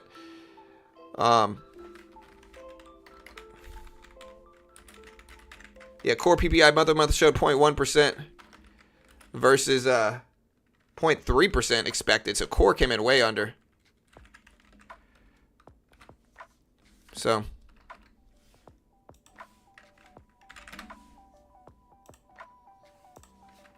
again, better than expected inflation data here.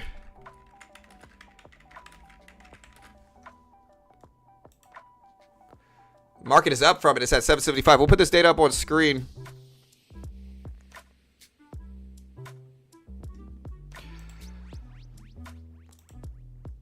Yeah, so PPI all lower than expected. NASDAQ up a little bit. This is why I like people telling people the market's going to crash.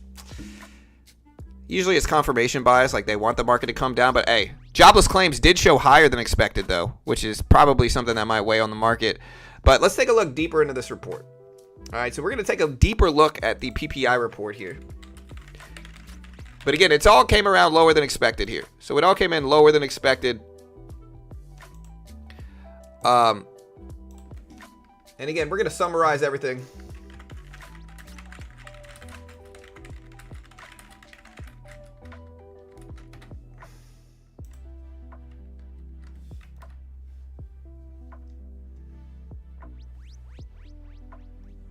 Does this down? Let me see. There we go. Okay, let's try it again. All right, so yeah, we're going to summarize everything. Okay, so 0.2%. No, that's wrong.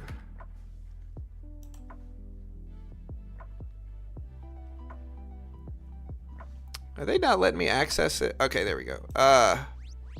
Yeah, so PPI report came in better than expected, chat. Better than expected.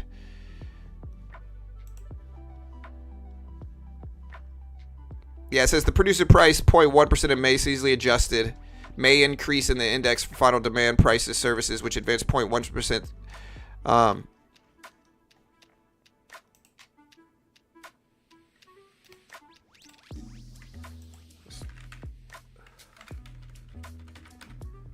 Yeah.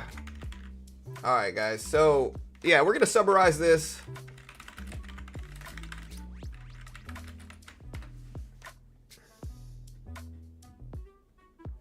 Look at the NASDAQ hit exactly my level here. PPI final demand decreased by 0.5% in April, CC adjusted. Let's make sure this is the right report. Yeah, it's 8:30 Thursday, June 12th. That's today.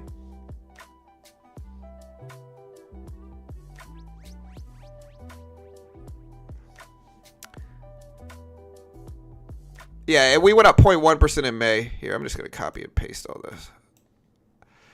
We went up 0.1% in May, which is better than expected. Look at us hit this 21.8 level. Okay, producer price index increased 0.1% in May, seasonally adjusted. On an adjusted basis, final demand index 2.6% year over year. The index for final demand services moved up 0.1%, reversing a 0.4% decrease in April. This advance was mainly due to a 0.4% rise in margins for final demand trade services. Prices for final demand transportation and warehousing services declined 0.2%. Increases included margins for machinery, vehicle wholesaling, traveler accommodations, apparel, footwear, accessories, and airline passenger services saw a decrease. Prices for final demand goods rose 0.2% in May. Over 80% of this advance came from final demand goods, less food and energy, which climbed 0.2%. Final demand foods increased 0.1%, while final demand energy was unchanged. Increases were seen in tobacco, gasoline, processed poultry, roasted coffee. Jet fuel prices, however, declined by 8.2%. When we look at commodity prices, processed for goods, intermediate demand edged 0.1%, led by 0.4% rise. Stage 4. Yeah. So that is the highlight. We'll put all the data up on screen here, but yeah. Pretty good nonetheless.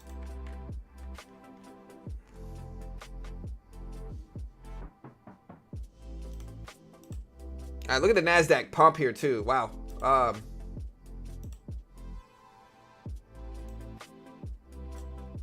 right, so we'll put this up on screen here.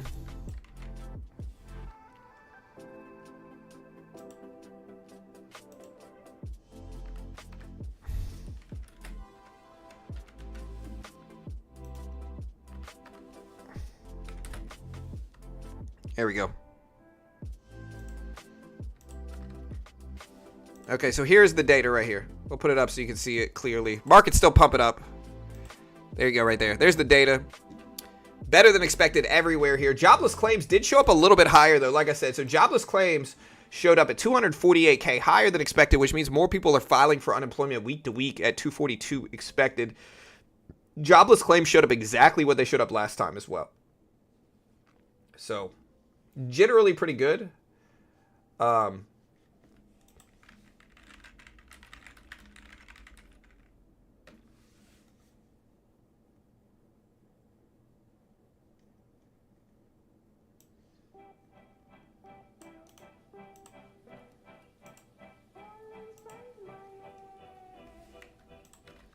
Yeah, so we're going to give a full breakdown of all this stuff on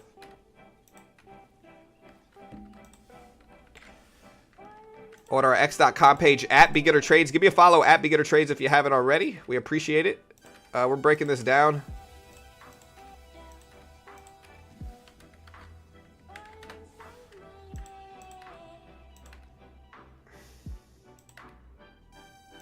Yeah, by production flow.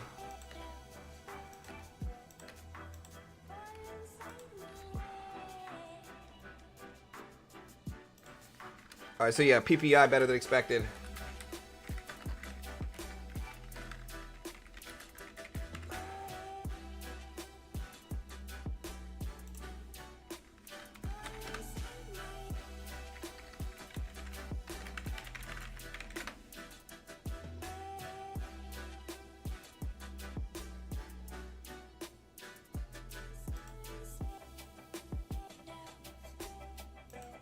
So we just made a post about it as well. And again, guys, if you haven't already, check out Top Step. Top Step is a sponsor of mine, and so I'm biased in their favor, but genuinely good for traders because it teaches them how to day trade with less risk.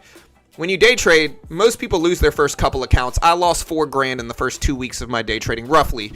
And most day traders lose, right? And so if you put up 5, 10, 20, 30 grand, you're probably going to lose it, but you have to learn to trade under pressure. A regular demo account just doesn't cut it.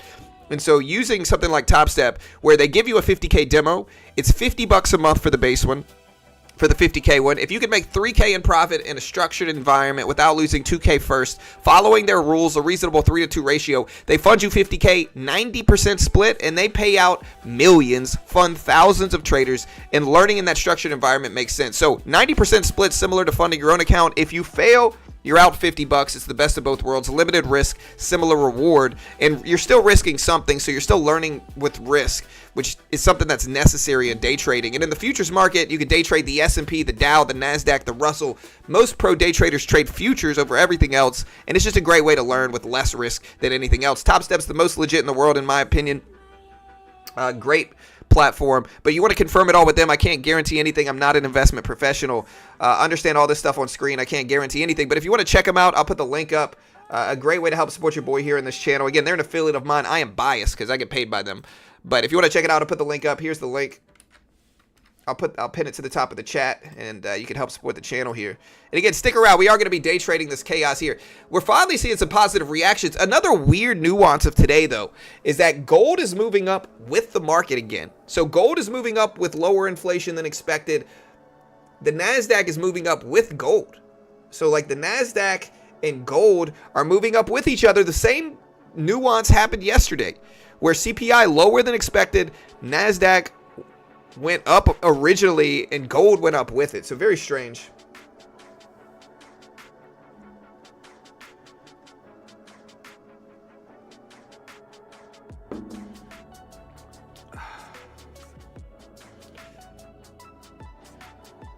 Hey, thank you. What does gold know that we don't? Yeah, Brown, 100%, brother. I appreciate the donation, dude. Thanks so much. But this is what I'm trying to say. Listen, and I want everybody here to understand what I'm about to say. So listen to what I'm about to say. Every single economic report, Fed meeting, CPI report, we get a bunch of doomsday whisperers, is what I call them. They come in here, they say the market's going to crash. The market doesn't crash, and then it's crickets. It's silence. You never hear from them again until the next big meeting where they come in, probably under a different account, and try to pretend the market's going to crash again. Every single time it happens and the market does this, silence. You never hear a freaking word from them. But you better believe if the market drops 0.5%, I told you, bro. I told you the market was going to crash. Cheers to them. Cheers to them, you know.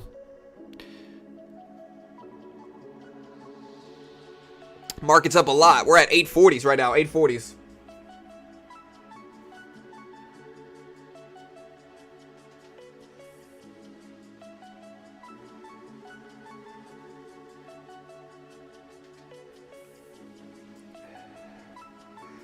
Thank you to this channel. You taught me a lot. I owe thanks to God and you, big dog. Hey, thank you, brother. I appreciate it, Aqua. But yeah, inflation data lower than expected universally. Jobless claims up. Micron and the current administration announced expanded U.S. investments in the leading-edge DRAM manufacturing, research, and development. So that news just came out. But again, jobless claims higher than expected here, worse than expected.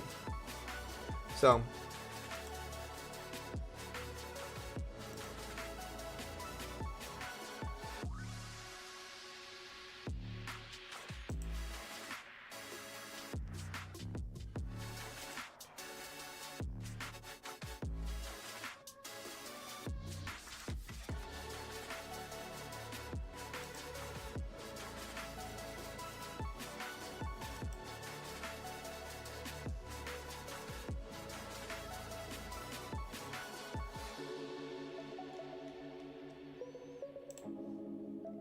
all right, guys. So again, we posted a summary on our x.com page. So at Beginner Trades, check it out. Traders now, if we take a look at yields and what yields are doing, let's put it up. I'm assuming yields are going to be down because this gives more of a green light to cut interest rates.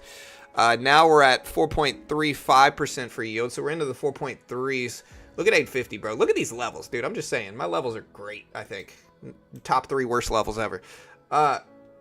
But look at yields. Yields are down as you would expect them to. Let's take a look at the rate cut odds now. Because I think with lower interest rates, or with lower inflation, it opens the door to more earlier rate cuts. Now, I don't think we're going to cut this month, but this has increased from 0.3 to 0.5%. So we jumped up a little bit for June. Actually, no, this is odds of a rate hike. Sorry.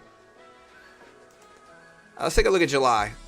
Okay, so now it is 25% likely that we're going to get a 25 basis point cut in July, 75% likely that we're going to get a pause, and 0.4% likely that we're going to get a rate hike. The September odds of a rate cut have jumped all the way up to over 60% as of now. Over 60% odds of a rate cut by September now, with better than expected inflationary data.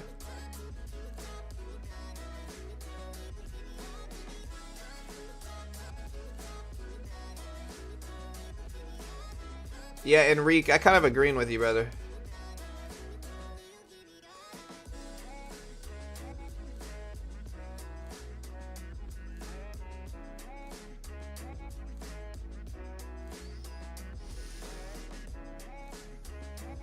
Or wait, are people arguing? It's hard for me to see what's going on in chat. Who's a hater? Oh. Yeah. Sam's cool. I like Sam.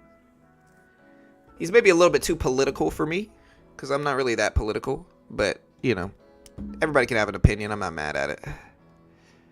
What I wouldn't do is argue about politics, though, because that ain't gonna, that's just kind of, I don't really want too much political arguments here.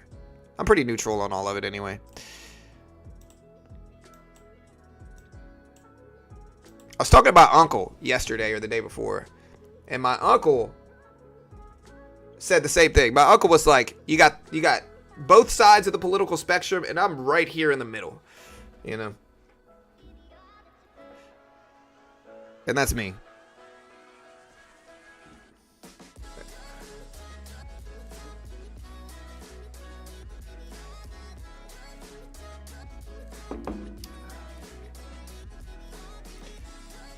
Yeah, y'all can chat. It's all love. It's all good. All right, guys. NASDAQ still pumping up. Rate cut odds increasing for September specifically. All right, guys. We had the data show up.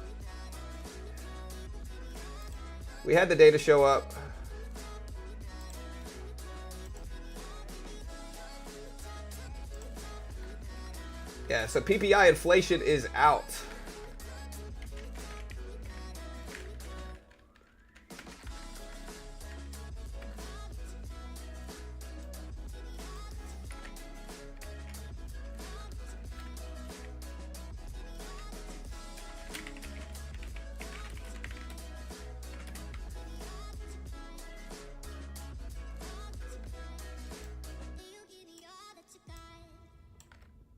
Yeah, so we had PPI out.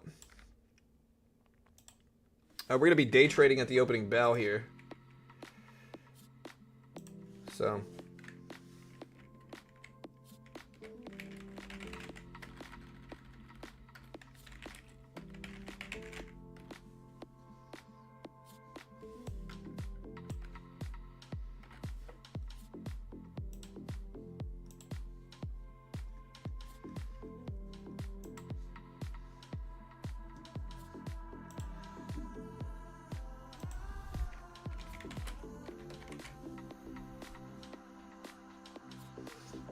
All right, so yeah, we're going to get PPI data out, or PPI data is already out. You can see it in the big letters on yellow right here. Wait, there it is, right there. You can see the PPI inflation data. We are pulling back. Look at this 825 level. I might buy that dip. We'll see. But yeah, we did have PPI data out. Better than expected data here, chat. Better than expected.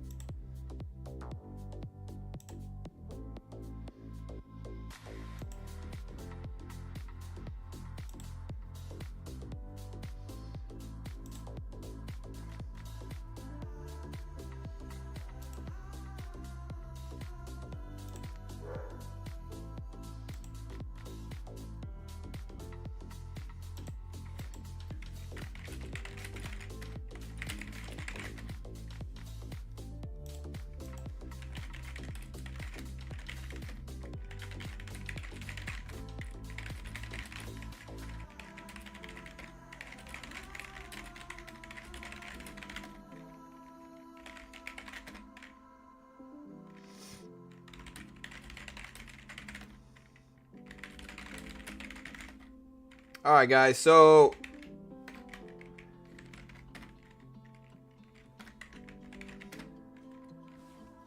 there we go. We're still pushing up here, though. Look at where we stopped, dude. So we hit 825s. Now I don't know whether I want to short this or go long. We've pushed up a lot here. And so I would assume we're going to pull back some now. Hey, later, Aqua.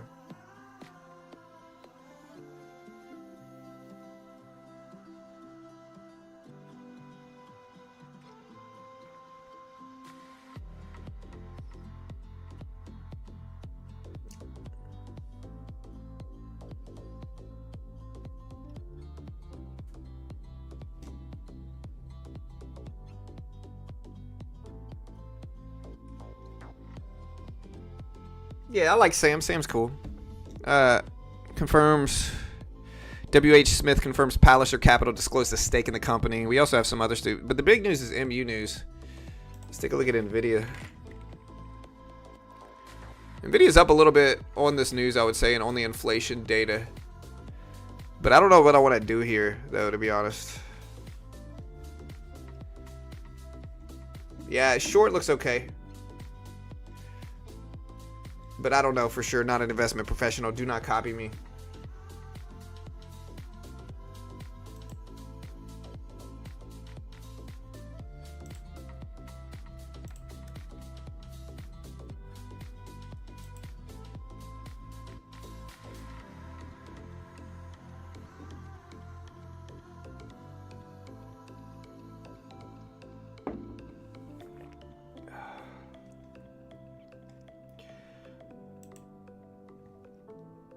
Yeah, PPI better than expected, man. 2.6%. That's good.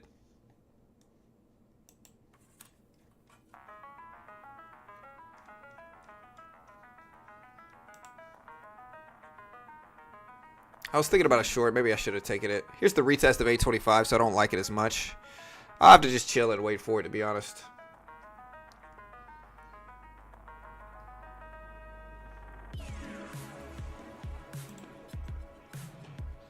Oracle?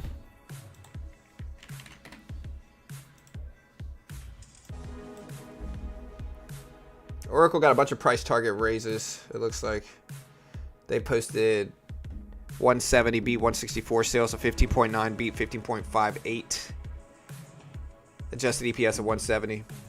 Seems they did better than expected. Oracle is up pretty big on it too, up to 190s.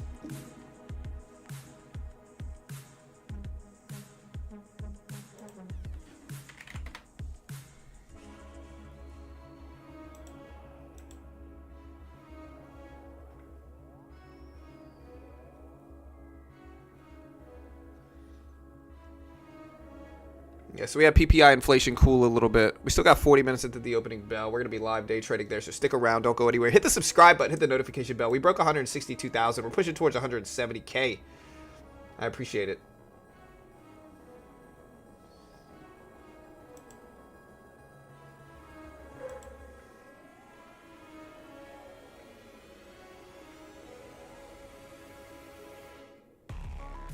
Yeah, 2.6%.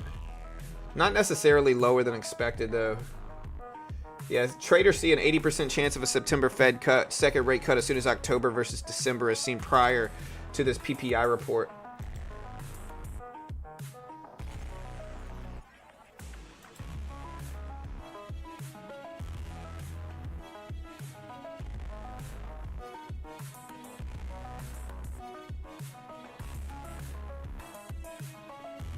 All right, so now we're dipping down. I don't ever buy these retests because of it. If we get a bounce, though, I might short. We'll try to take a little short here. We'll see what happens. We'll start small. Add into it a little bit. Up to 5 contracts. 5. So we took 5. I don't think I'm going to add more to this, though. I think a lot of people are probably buying this dip, too, just because of the better inflation data. But that's a lot of people to potentially get squeezed out, too. Let's try. There we go. Almost green.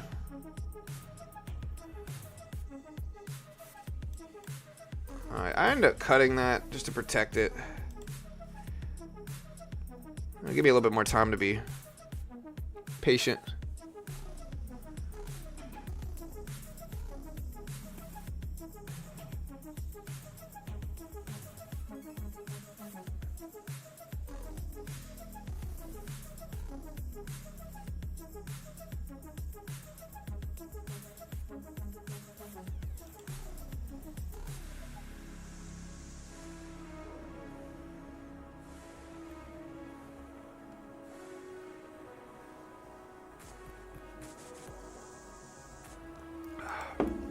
All right, now we're about flat. Let's see if we can break down a little bit and go green on the day.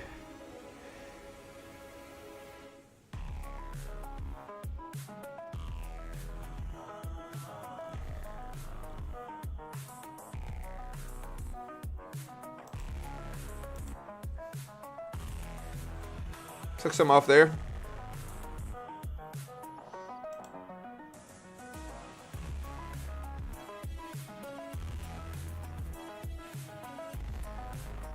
Oracle just broke highs again. Look at Oracle. Speaking of Oracle, I'm going to cut this because Oracle's kind of ripping up right now. And so we're going to get out kind of flat. But look at Oracle. Got up to 193s. I'm going to put my funded account up now.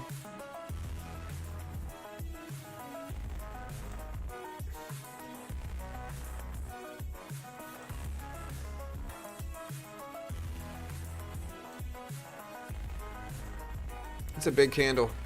SPY hit 600s too.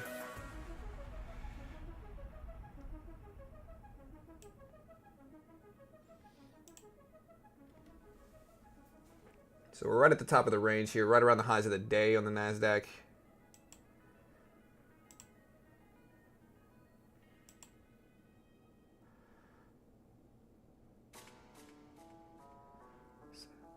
See if we retest this spot now. It looks like an obvious short, but almost too obvious. We could also push up. We're close to highs here, so I'm just going to wait.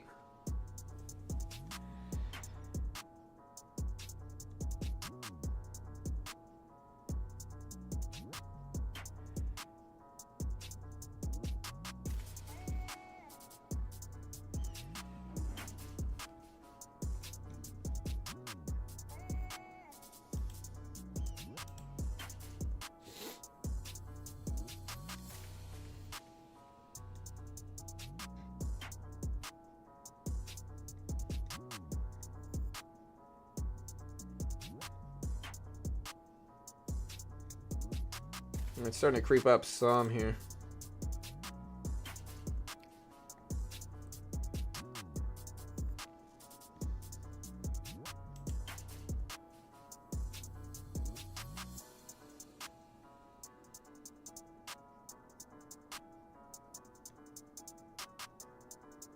Where's Bitcoin at? Yeah, Bitcoin's actually down a little bit from this. Hasn't really done well from the PPI report. All right, Chad, we got 30 minutes left until the opening bell. 30 minutes. We'll see how it goes. We're going to day trade live there. KeyBank maintains overweight on Oracle, raises price target at 225. And you can see Oracle slapped highs up there. We kind of have a little flag here on the NQ. We'll see how it goes, though.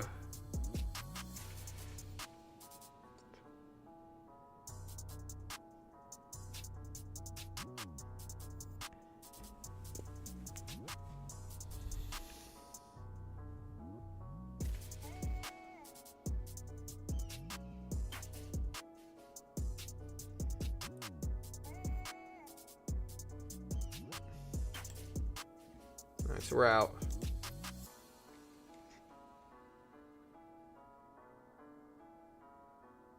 Yeah, there's small commissions.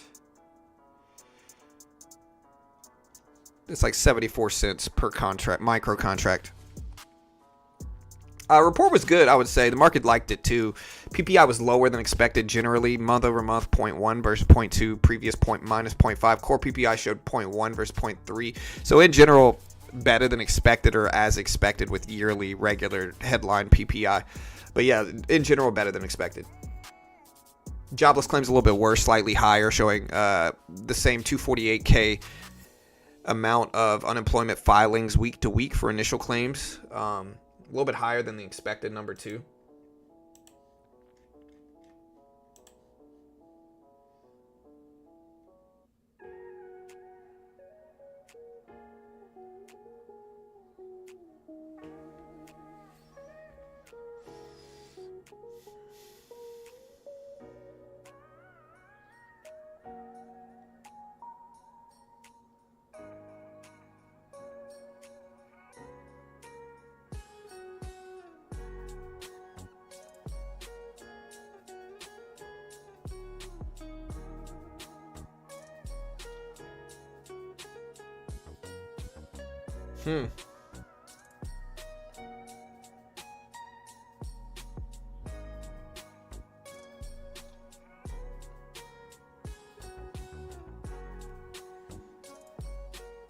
All right, chat. Sideways, neutralish trend.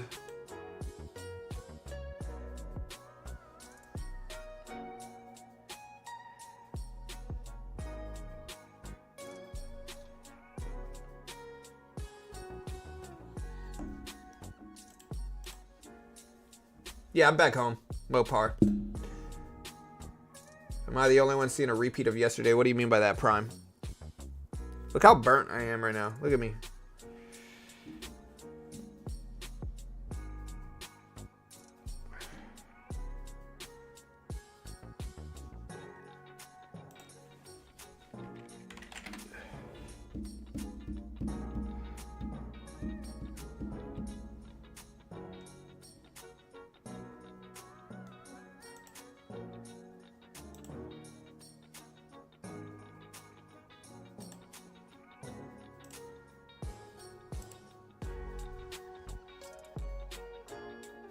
Yeah, so again, just to break down PPI, 2.6%. We did a summary post here highlighting the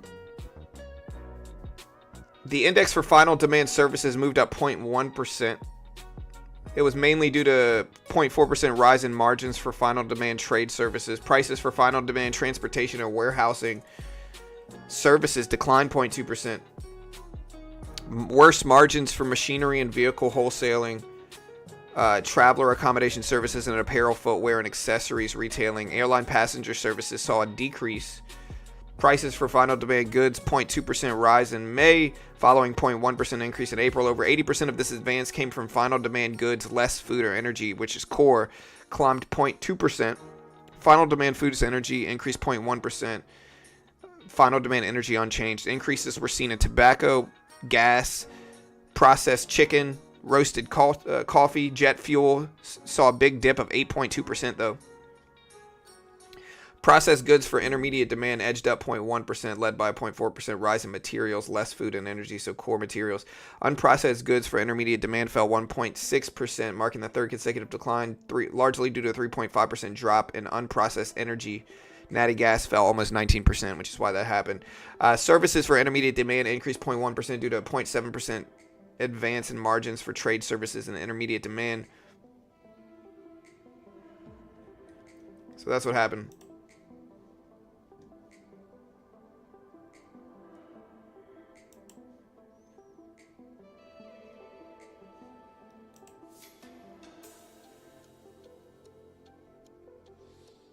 Nasdaq's very flat right now. We're very choppy as we speak here, though. We're very flat. We don't have any other economic data that's relevant today. We got a 30-year bond auction.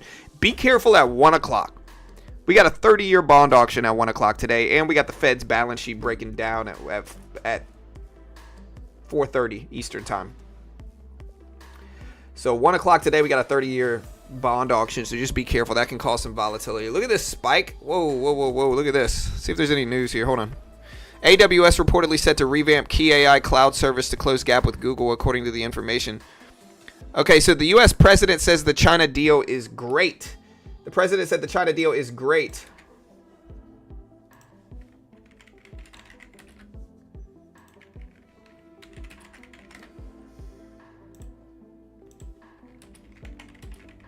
Trying to see if we got any other. Let's see, hold on. Yeah, he just said the China deal is great. That's all he said. So.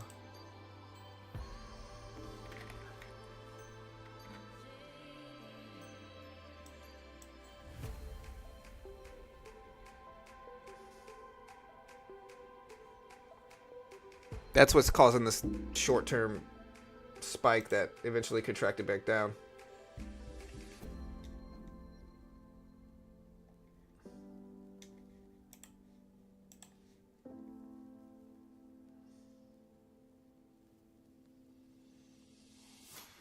Yeah, no, I was trying to say that yesterday, House. The China deal, 55% tax on imports is bad.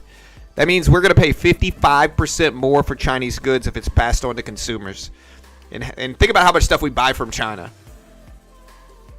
You know? Very flat right now, though. NVIDIA's starting to creep up. SPY's still over 6, which is good.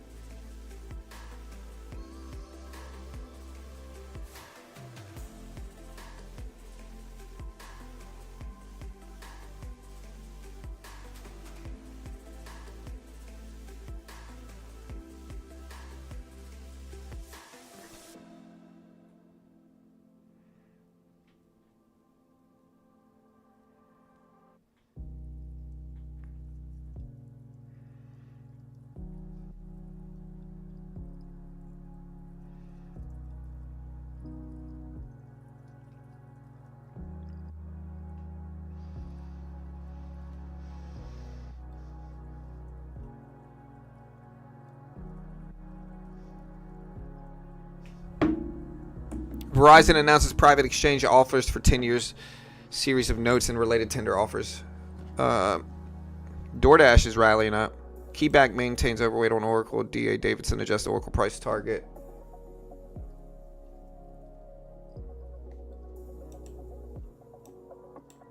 All right, so the poll is over. It's 50-50 split. It showed up lower than expected with lower inflation data out. Will the market stay bullish or turn bearish into the open?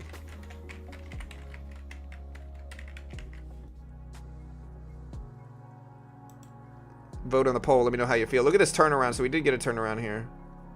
Here's A24s.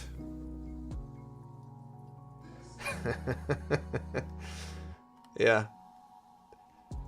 That's a good one. Chat made me laugh today. That's good. So the Iranian president says we will continue enrichment and we will go on our way and will not deviate from the current trend.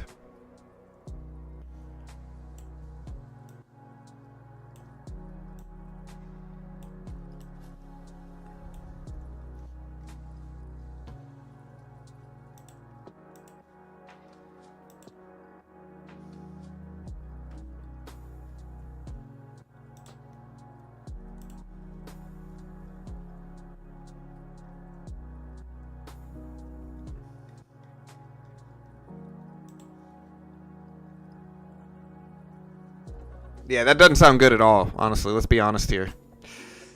I don't like that at all.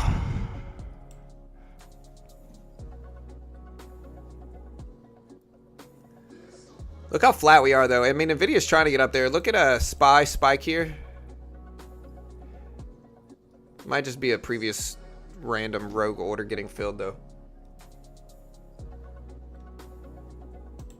All right, so we did the poll. 73% are bullish into the opening bell. 27% are bearish.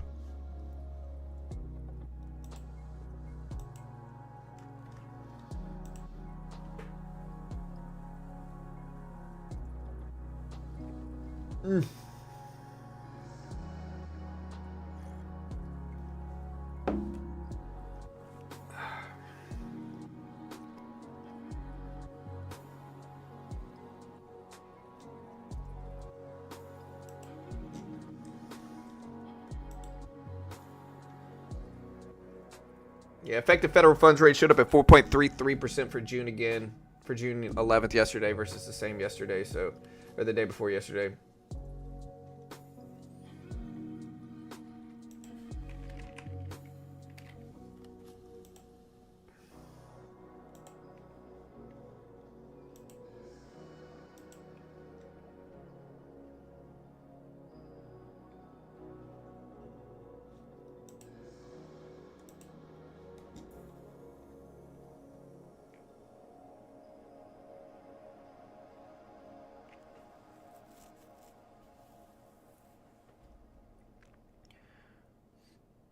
All right, so we're trying to bounce at 830s here. Trying to bounce at 830s.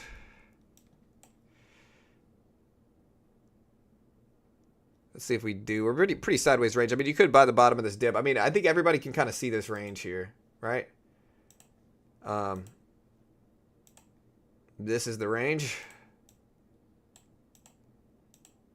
Pretty simple range here. That's the range we're in right now. Pretty sideways and choppy. We got a very obvious top that's confirmed multiple times. We got a very obvious bottom. And so we're going to wait for this range to break and see what happens here and try to take something based off of it. Hopefully we don't get faked out. Did the music stop? Hold on. It looks like it did.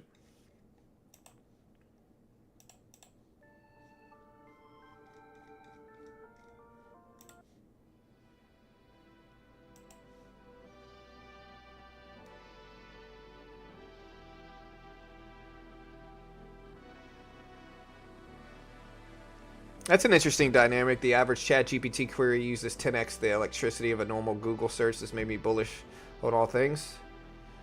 Electricity? What are some good electricity stocks? GE? Maybe? But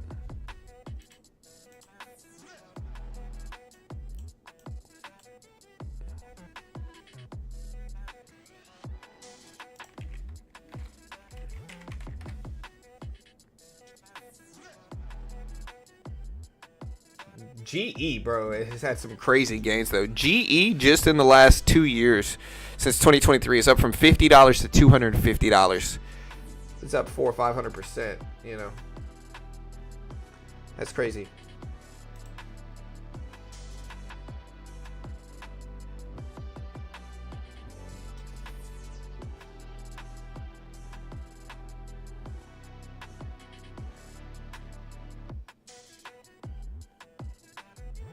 All right, guys. Hey, we're heading into the opening bell in 20 minutes. We're going to day trade live at the opening bell. We'll see what happens there.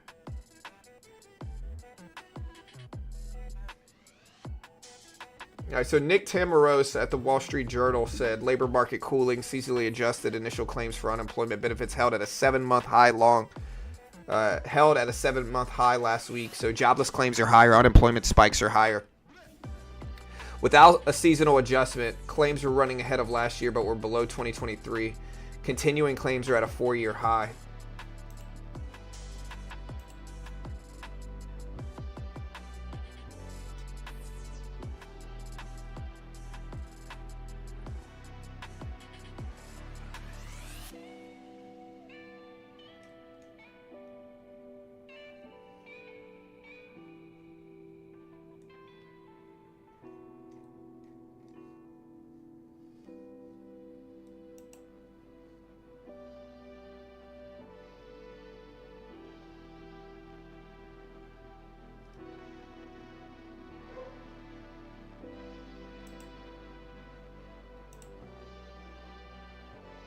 Yeah, like I said, AWS prepares to revamp AI cloud services Bedrock, according to the information. Heading right back up to the top of that range that we're in right now.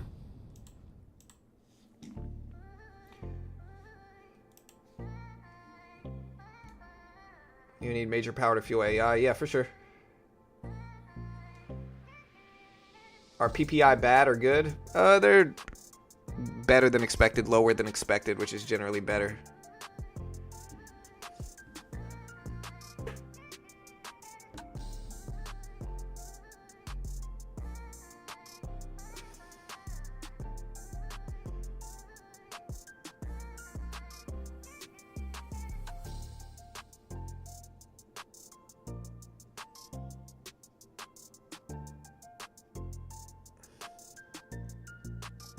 Palantir's a penny stock basically a few years ago. Yeah, Palantir's had one of the craziest rises in stocks in a long time. It's an AI stock though, so AI stocks have seen craziness.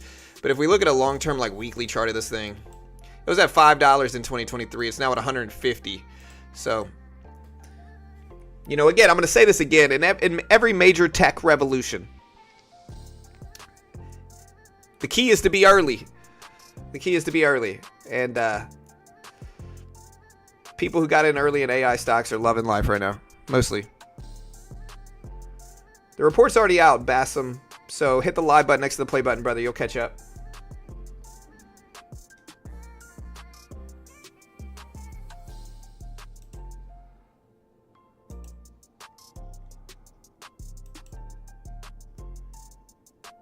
The hash ribbon has been incredibly accurate according to a lot of people, and they say it's one of the best leading Bitcoin signals, and it flashed buy again.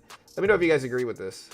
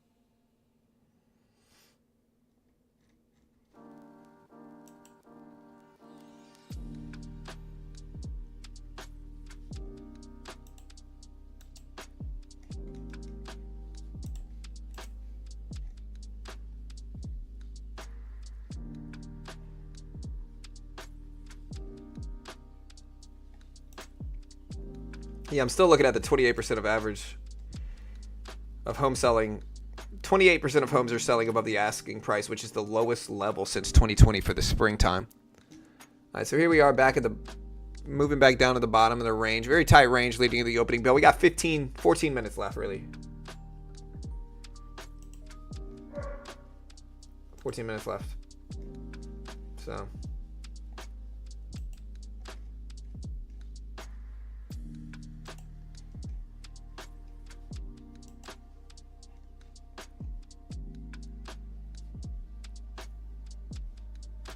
Where's Bitcoin? I think Bitcoin's down from this report, right?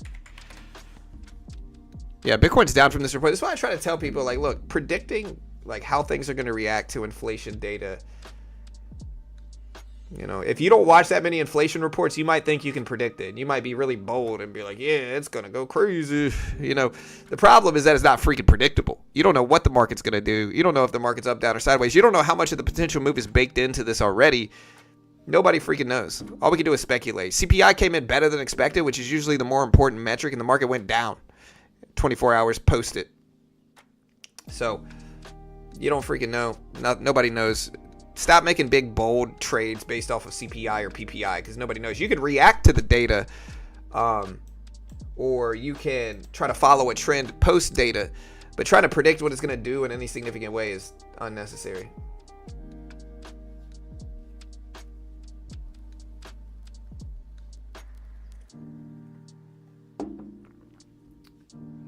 Yeah, the only problem with Palantir is that the PE ratio is ridiculous for it. Like, the PE ratio on Palantir is crazy high. So that's the biggest issue with Palantir, personally. You know, I wonder if this bottom screen chat, let me know if it should be like this. Hold on, let me mess with this a little bit. Hold on.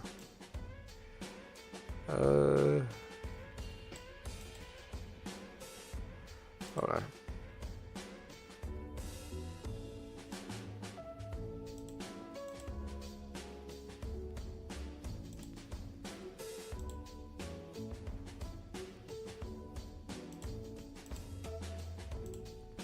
Let me know if you think I should post this thing on the side like this, and then kind of like be over it like this. Like, let me know if this is cleaner, or if you would prefer the other one, or maybe I could put it like slightly in the middle, like here. I don't know. I think maybe the other one's cleaner.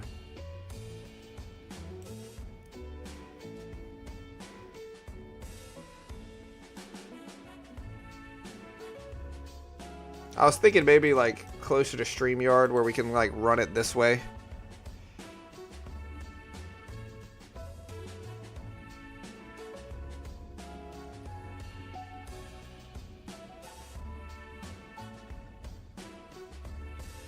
Yeah, we got the 30-year bond auction at 1 p.m. Hey, nice, Sam. I'll be buying on good data. It might go down, but I'll be back. Yeah, or it'll be back. Yeah, pretty sure. That's probably not the worst idea. I'm not telling people to do it. Not an investment professional, but yeah. Okay, yeah, we'll just put this back to normal. There we go.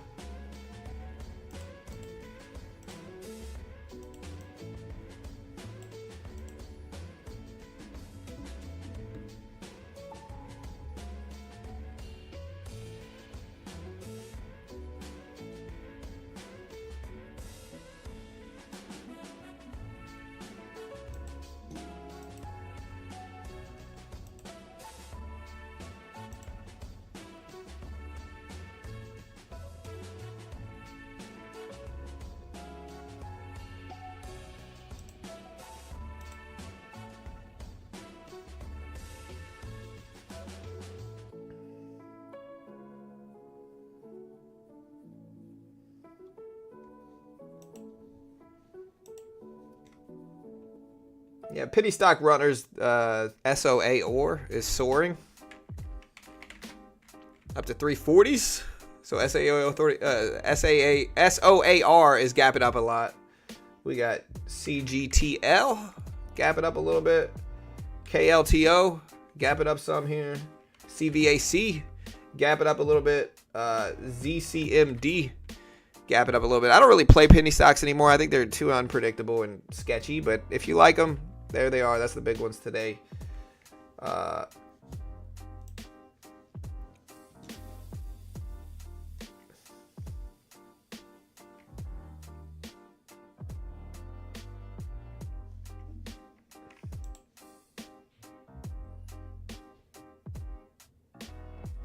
No, inflation data is not good. It's not all good. It can hint slowing economy. Yeah, but we got to pick one. If people are worried about it, people want rate cuts. This is number one. Number two is if people want rate cuts, what do they need? They need price stability. They need low inflation, and that's what we got. So this opens the door to earlier cuts. It's looking like September is probably when we're going to get a cut, unless we see inflation spikes over the next couple months leading into September. It looks like September is going to be when we get a cut.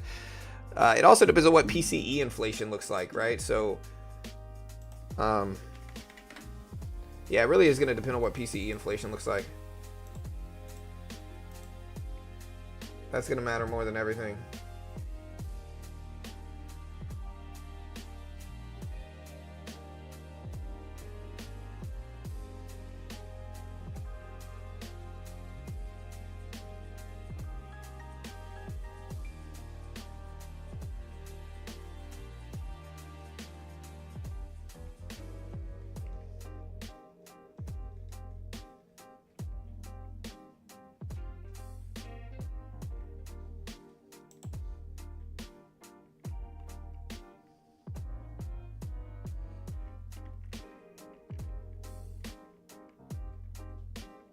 Yeah, the market's been a little quiet at the opening bell, but it gives you some better ranges to attack. 7 minutes left, chat.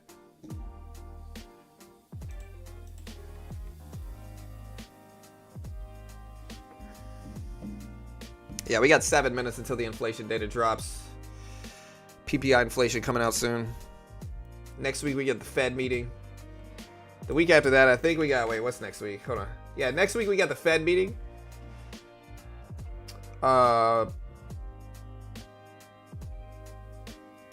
The week after that, I don't know what we get. I think we get PCE and GDP the week after that. Tomorrow we got Michigan data, inflation and consumer sentiment.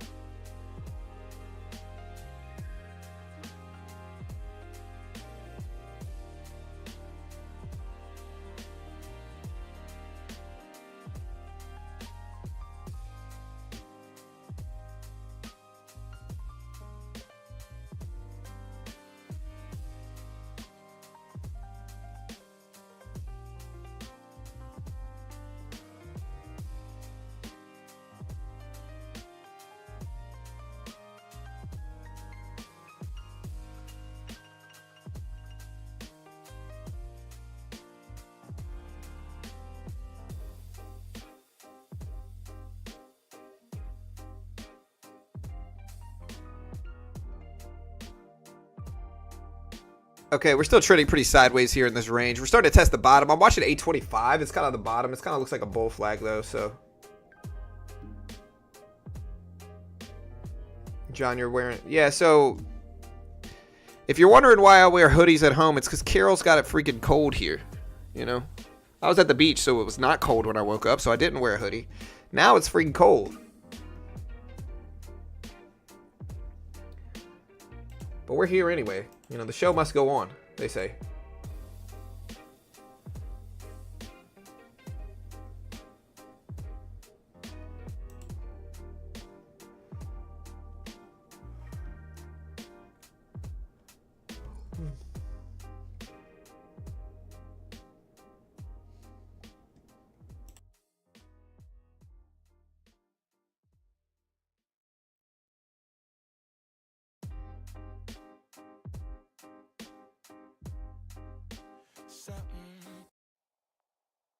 All right, guys, sorry, we had to change that. So we're waiting here. The market's just not very good. We got 5 minutes left into the open. I'm hoping we get some volatility today, but it's a little slow.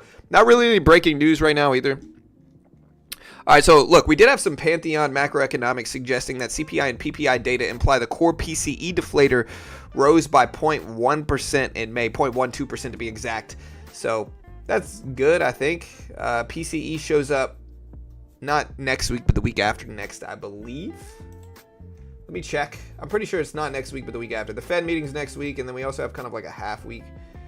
But the week of the 23rd, existing home sales, Case-Shiller, CB consumer confidence, new home sales, GDP data, and then PCE data. Yeah, so PCE data shows up Friday, June 27th. And then we also have the finalized update. Market's choppy though after PPI. You know, we don't really have any data that comes out really until the next big report is the Fed meeting. Maybe retail sales Tuesday next week. Jobless claims and the Fed decision on Wednesday next week.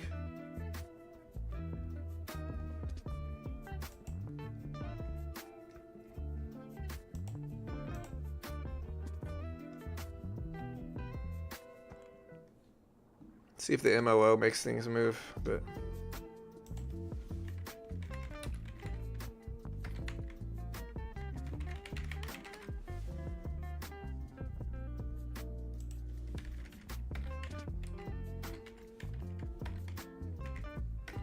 all right, so here's the MOO, or wait, let me see. Where's the mark? Okay, so here's, I'm waiting to see the MOO imbalance, but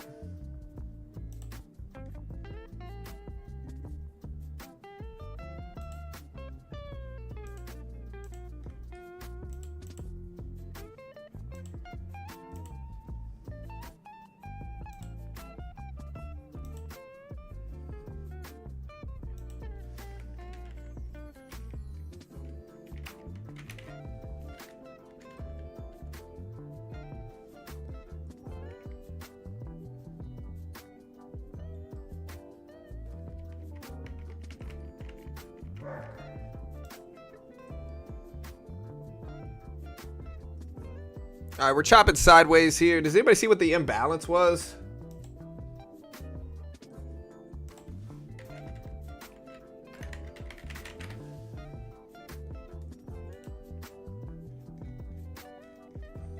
I'm looking for it.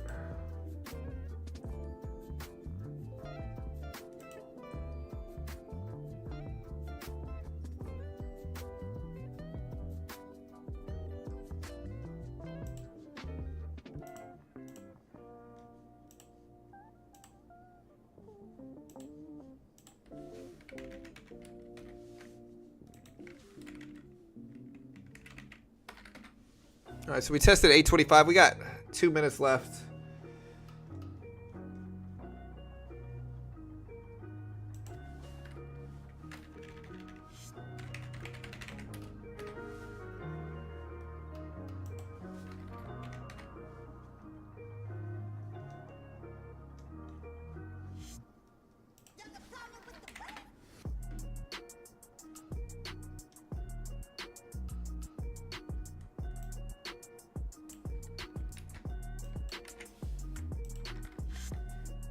All right, so now we're testing these lows. I don't see what it was today, though.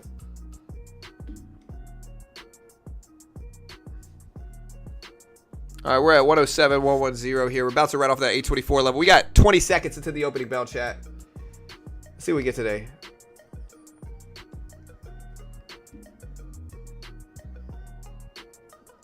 No, that's PPI inflation data. Yeah.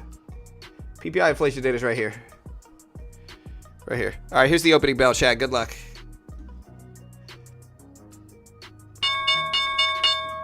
All right, there's the bell. Slight drops at the opening bell. We're watching it at NVIDIA here. Look at this pop. NVIDIA shooting up at the opening bell, heading towards the previous closing price. The SPY moving up with us. Look at this big green candle at the opening bell here. Looks a little volatile for an opening candle here. Look at that. Wow, look at that green candle. NVIDIA shooting up.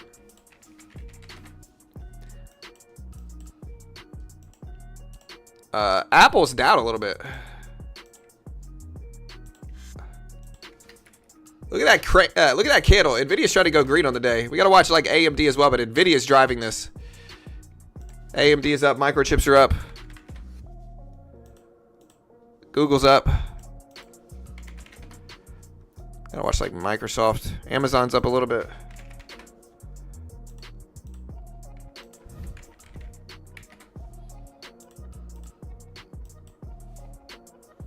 All right, very big green candle at the opening bell here. Look at this. Will NVIDIA go green on the day?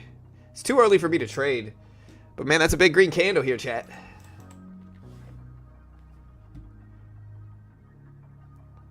All right, Apple just cracked lows though, so Apple's actually starting to drop. Apple down to 190s. It's still under 200s. Everything else is mostly up though, except for Meta and the Mag 7. AMD's up, Google's up, Amazon is up, Microsoft is up, Nvidia's up. Apple's down. I know AMD's not in the Mag 7, but still.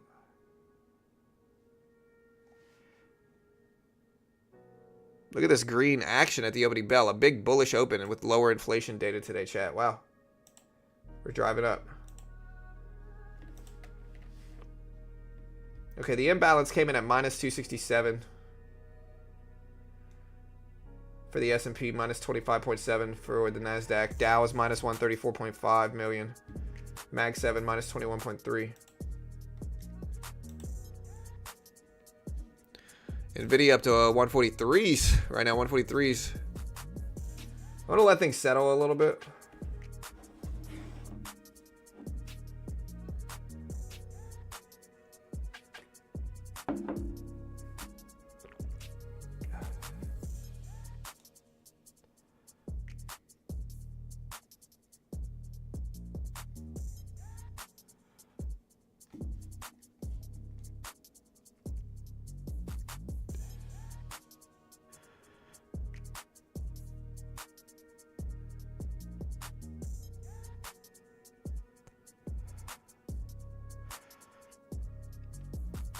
All right, look at this retracement.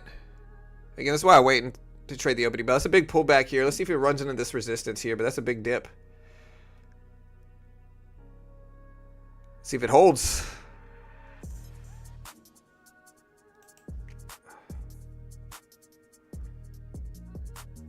Yeah, also, guys, remember, check out Top Step. No PDT rule in futures. You can day trade the S&P, the NASDAQ, the Dow, the Russell, what most pro day traders day trade. Patterns are very similar to blue chip stocks. Top Step lets you get started for less. $50 is what the base one cost. You got to make $3K in profit on a demo account without losing $2K first. Following their rules, if you do that, they pass you, and you get to keep your first $10K in profit and then 90% split afterwards, which is similar to funding your own account, but your risk is $50. If you use my link, go to TopStepX, you get zero commission. They're the most legit one in the world, in my opinion. Subjective opinion, but I genuinely think best rules in the game, most reliable payouts. Just great for learning how to day trade when most day traders lose. And so check them out. They are an affiliate of mine. I am biased, but genuinely just good for traders, in my opinion. If you want to check it out, I'll put the link up today, and you can help support your boy here in this channel. We appreciate the love. Again, I'm biased. I get paid by them, as I always say. Not an investment professional. We'll see if this dip gets balled up. Understand all this stuff on screen.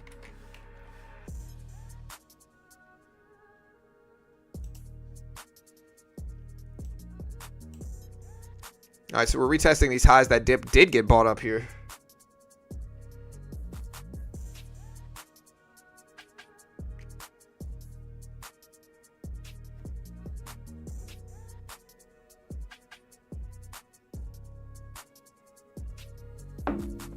Yeah, it's all about the expected number, brother. So if we do better or worse than expected, that's what it is. JP Morgan thought we'd have high inflation data, and they were wrong.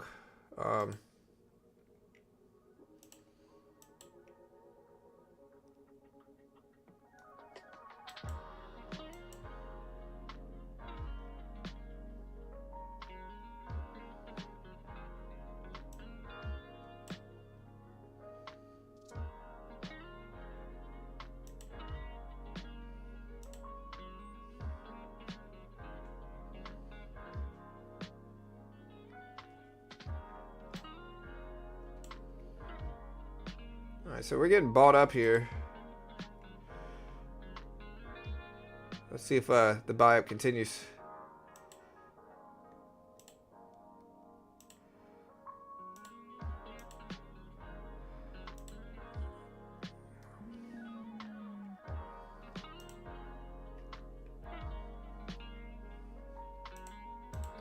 All right, we'll see what we get here. I'm gonna maybe buy up. I'm gonna buy up this small one contract, maybe two.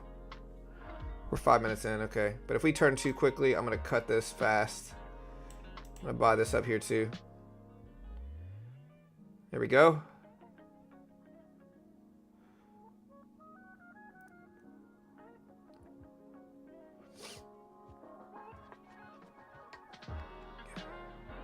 Sitting tight waiting here. I don't want to add any more. We're in 2 micro contracts here, very small. Trying to get started for cheap. We made some money yesterday, but I want to let it test this low down here and see if it bounces back quickly here, as long as it's not like a huge drop, which it kind of is, but we'll see if it retraces. Got bought up a ton right there. I'm going to cut half of this right there. Yeah. And just get out small loss. See if we can regroup. Very small.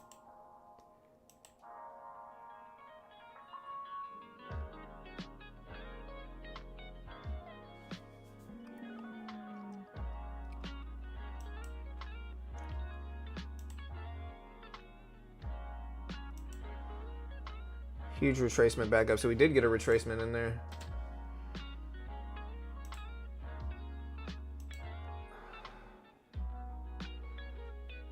I want to see if we push up and start testing highs. We got pretty good inflation data here. So we're going to try to buy back in.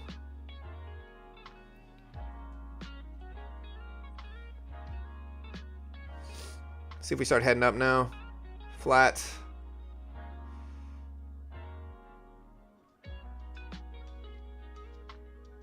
Yeah.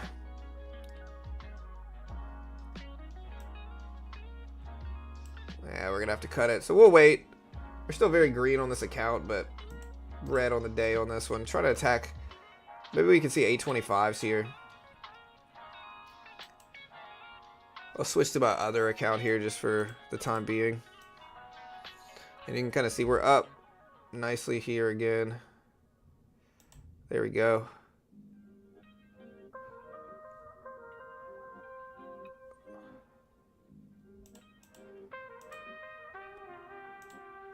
All right, we're out. We're up about 4 on this account, which is good. The other account we're red slightly on. It's just kind of hard to figure out what we're going to get here. Look at this pop. Wow. All right, so on our other account that we lost on just now, we just caught that rip. So that's nice. Let's see if we can find some momentum here, but we're right at the top of the range.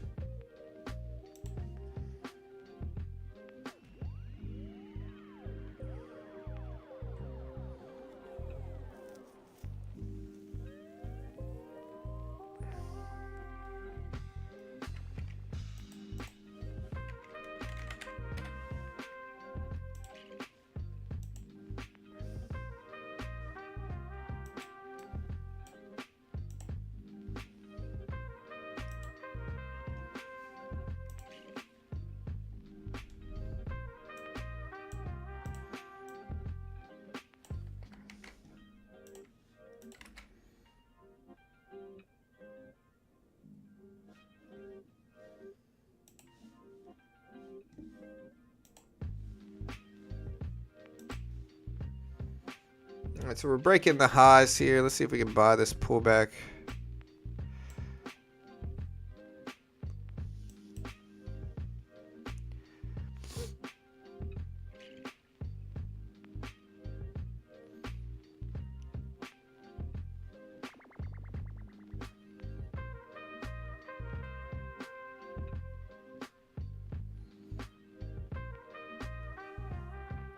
See, we pop back up.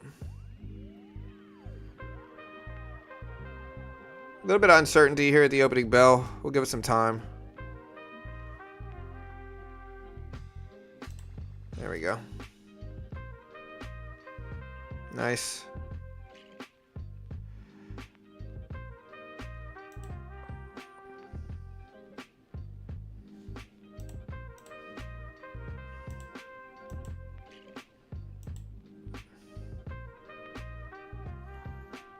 I bought this dip and then it kind of like, I was trying to buy it on this dip. I guess I'll add 10 here, but it's risky. But we're already up 400 on this account, so we can justify the risk. But I wanted to buy it earlier is the point. So, there we go. There we go. All right. Let's see if we can break highs. We'll hold this last little contract, see if we can break highs up here. Hold this little guy break even. Let it work. That way it doesn't matter too much either way.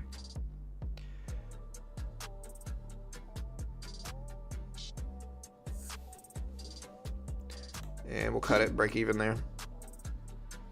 Up about 450 on this account on the day, which is good. Do we buy this dip though?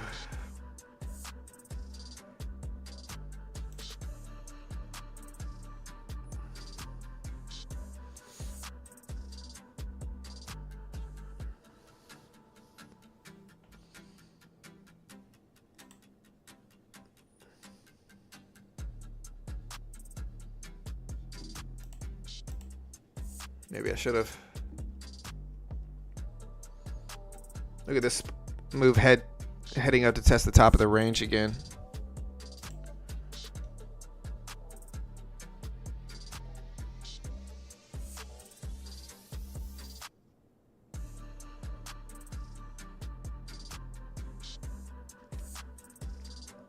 Nothing bullish about this data. Yeah, I mean, look. We came in for regular PPI at 2.6% year. Just a question. Do you think 2.6% on average is like a really high inflation rate south? Do you think 2.6% is super high? You know, yesterday for CPI, we showed up at what? 2.4%. Do you think 2.4% objectively is super high? You know? Genuine question. I'm curious to see the answer here.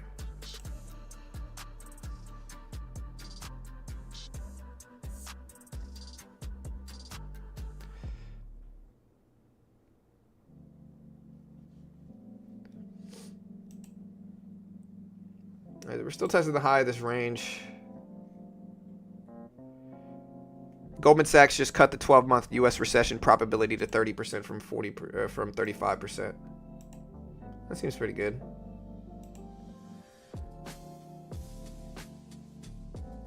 Yeah, well, the previous number came in at hyper negative. It's not about that. It's about what our current inflation rate is. You know, like the previous number was what? It was like super negative, right? Just to clarify, the previous CPI print was 0.2%. We showed up at 0.1%. Month over month for CPI. You know what I mean? The previous PPI was super negative. So it's not a reasonable expectation to expect it to always be like better than the previous one in terms of percentages. It has to do with expectations, you know. And I would say even if we exclude expectations, if we're looking at, you know, CPI showing up at 2.4%, that's a pretty good CPI level.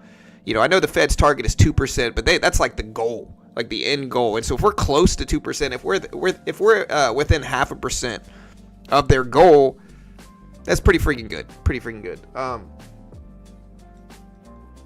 So I mean, like, you got to understand, if CPI shows up hyper negative, or if PPI shows up hyper negative, what are people going to say?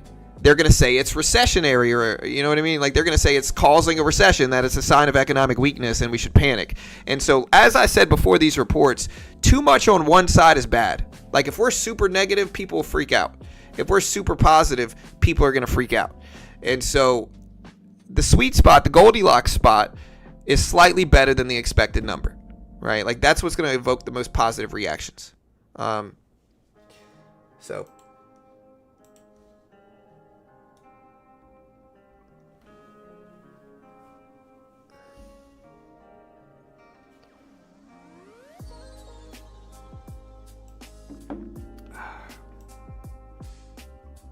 yeah, I mean, I get it, South. I mean, anybody could isolate a number and use an argument, and I get it. And maybe you're right. But I would say 2.4% is pretty reasonable. inflation, if we're talking about inflation. 0.2% uptick month to month. Pretty reasonable, I would say, especially in the landscape of tariffs, which is what the current landscape is tariffs. So I think it all has to do with expectations, you know.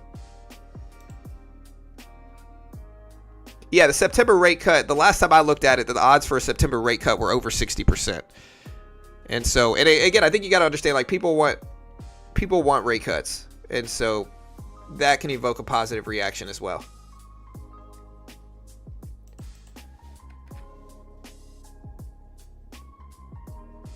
And again, if you haven't already, subscribe, hit the notification bell. I appreciate the love. Amazon's starting to rip. So is Microsoft.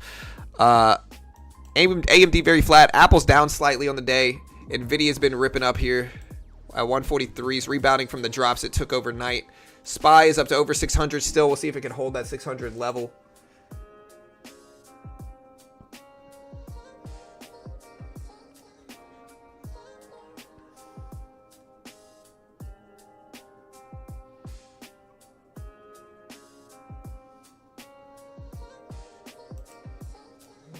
Again, y'all hit that subscribe button, chat. We broke 162 yesterday. I appreciate the love. Thanks so much.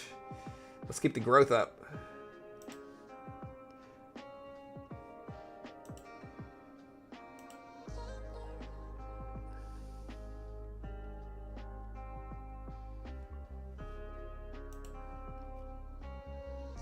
Looking at our poll, 65% were bullish into the open, 35% were bearish. We're kind of stagnant though right now. I mean, 1, 2, 3, 4, 5, 6, 7, 8, 9 minutes of sideways chop. After about 20 minutes into the open, about the last half of that was choppy sideways candles here. We pushed up a little bit, but now we're flat. And we might reverse. Anything could happen. I mean, we could certainly reverse.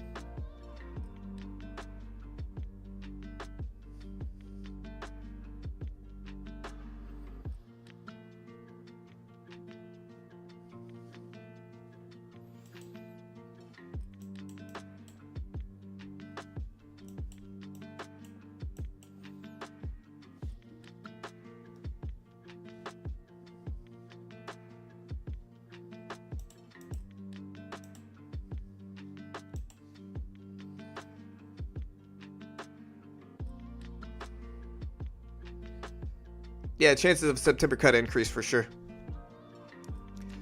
All right, so we're breaking highs of the open at least. Yeah, highs of the day as well. So we broke highs of the day, broke highs of the open just now, but we didn't really follow through with a move here. It's the only thing I'm worried about. Like, we're looking higher though, so we'll see if we continue.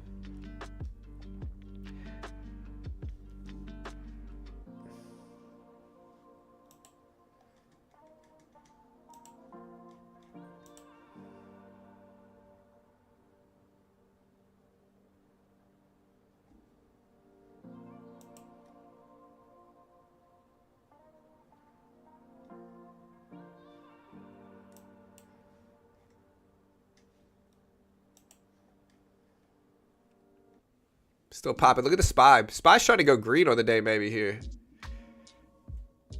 We'll see. We're 20 minutes into the day though.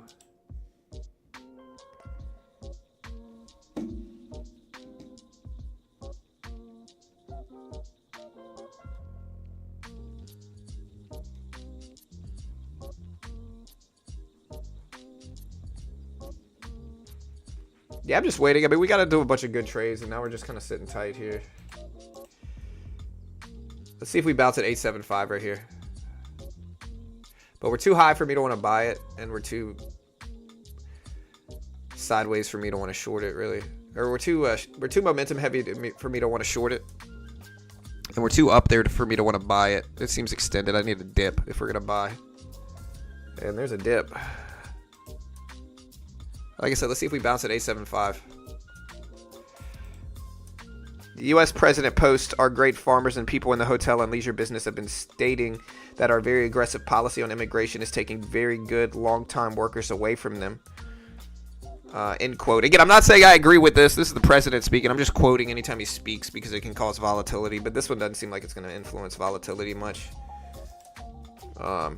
Again, not saying I agree with him. Neutral. Not covering any of that stuff.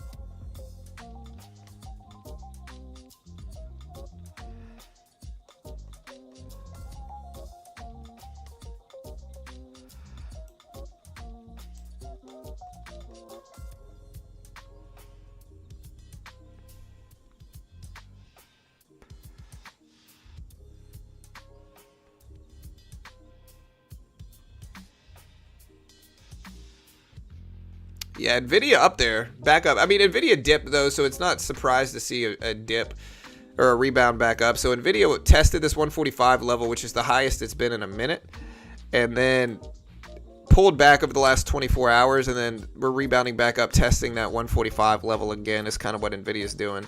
So we'll see.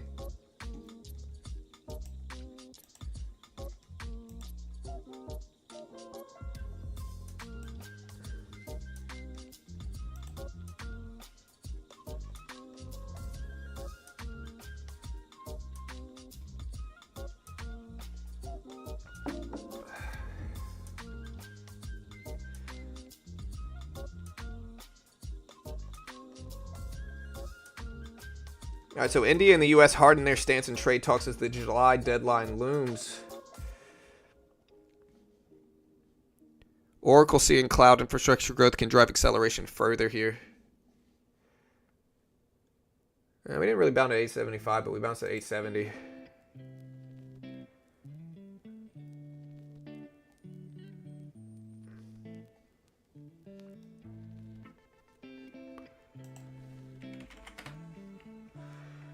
Whew.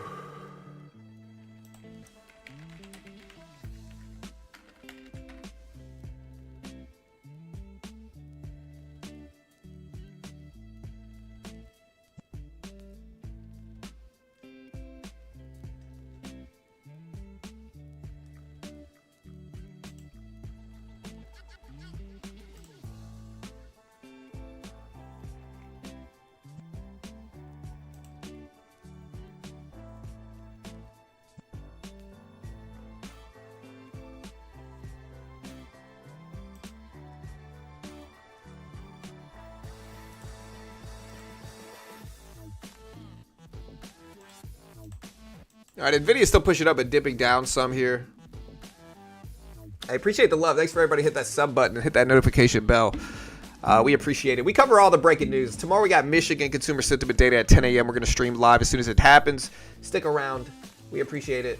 And let's keep the growth up, Chad. I appreciate the love. We're very close to breaking 4,000 followers on X.com as well. So give me a follow at Beginner Trades. We appreciate it. But our main thing is here. We're going to always stream this. All right, so where's Boeing at?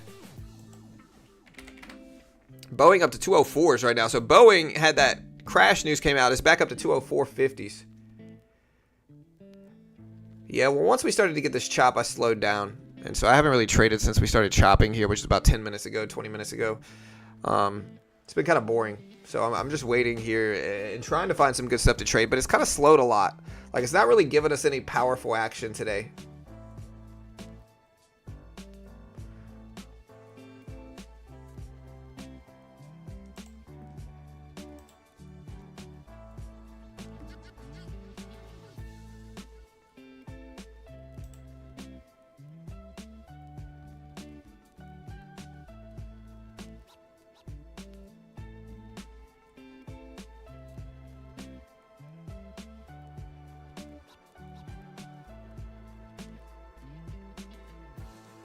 All right, so here's the dip. Is it time to buy this dip up?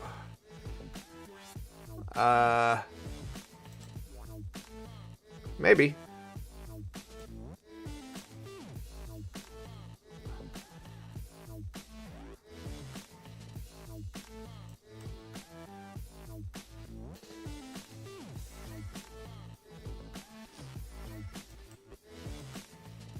What a drop.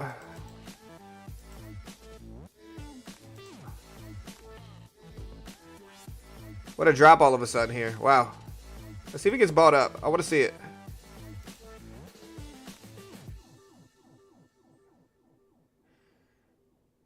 That's a big drop all of a sudden. Let's see if it pops back up. There we go.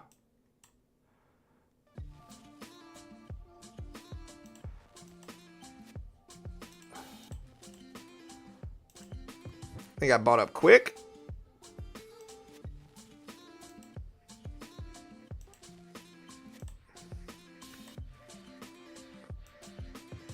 Dude, somehow we rode this up on our other account. You missed it, but we bought that dip up. We told you we needed a dip. We got down to 850 right here. We started buying it.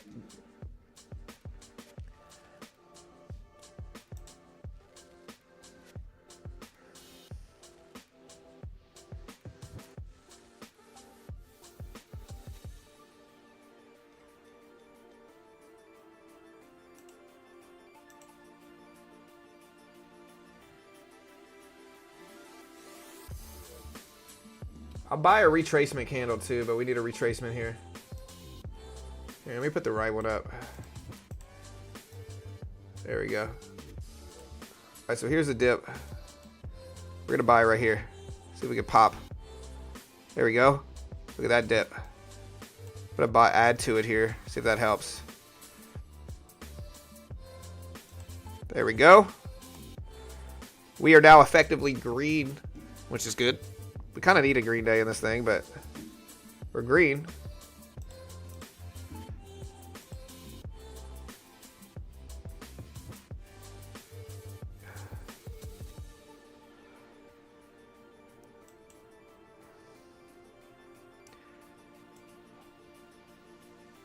I want to see us retrace higher. We'll see if it does, though.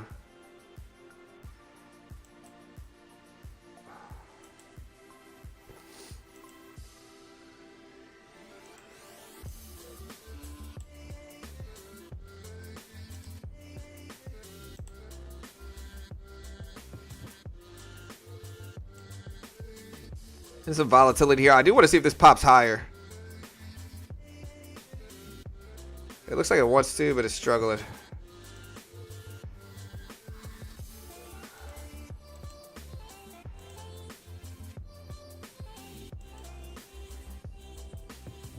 We're right back down to this bottom of the range here. Let's see if it holds.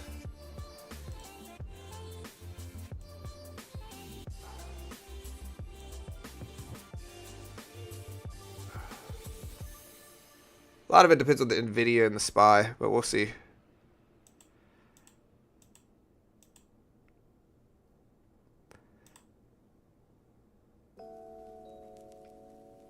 Still kind of want to buy this up too, but it might reject at 860 is what I'm showing.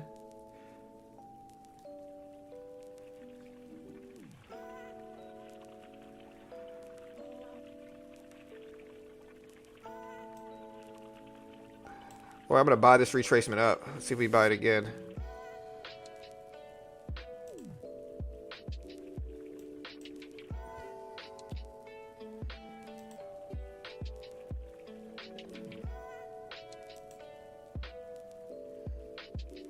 Nice.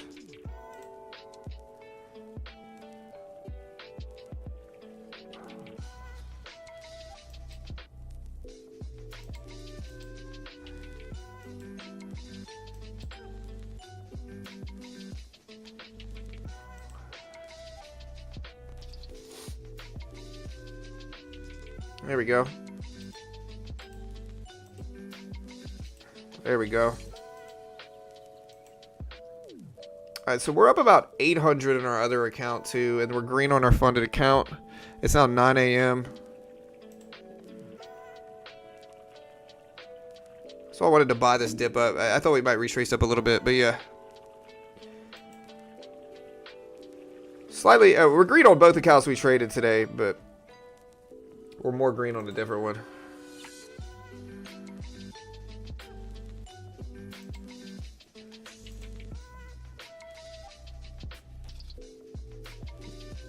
Bassett speaks at 10 a.m. So Bassett speaking pretty soon. And again, if you haven't already, check out Top Step. This is only my third plug of the day in 3 hours. If you haven't already, check out Top Step. Top Step gives you a 50K demo. They test your skill with it. If you pass the test, they fund you. If you fail, you only lose what you pay for it. The base one's $50. The middle one's $100. The top one's $150. There's no PDT rule in futures. You can day trade the S&P, the NASDAQ, the Dow, the Russell, gold, some currencies. Patterns are incredibly similar to blue chip stock patterns. No PDT rule. Learning to trade with limited risk with $50 a month, $100 a month for the bottom two packages makes perfect sense. There's a $151 as well if you want a little bit larger risk. But if you fail, you're out $50, $100. It's not the end of the world. If you pass those, you get a 50K funded account, a 100K funded account, 90% split. You get to keep your first 10K prior to that split kicking in once funded. And so similar reward to funding your own account, in my opinion. Limited risk. Just a beautiful way to learn how to day trade. And they've paid out hundreds of millions. They fund thousands. If you use my link, go to TopStepX. You get 0 commission on TopStepX, which is the platform I am trading on now. There's the link if you want to check it out. Tomorrow we got Michigan data, chat. So we do have Michigan consumer sentiment and inflation expectations tomorrow. So be ready tomorrow, chat. We got a lot of stuff going on. We got some other news.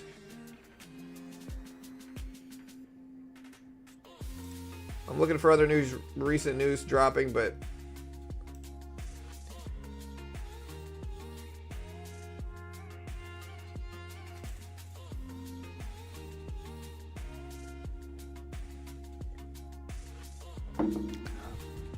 all right, guys. Hey, y'all be safe. Let me see how my indicators are doing. We did a couple really nice indicators here. See what they look like.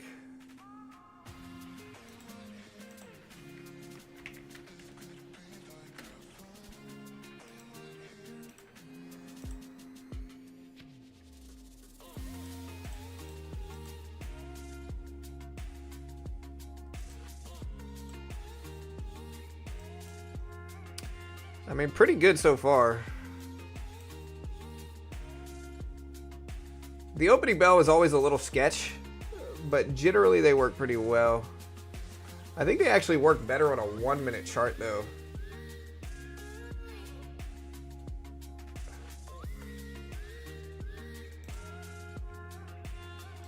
Wow. Yeah, these tend to work pretty well. I have a sell signal right now, but I'm not an investment professional. Do not copy me.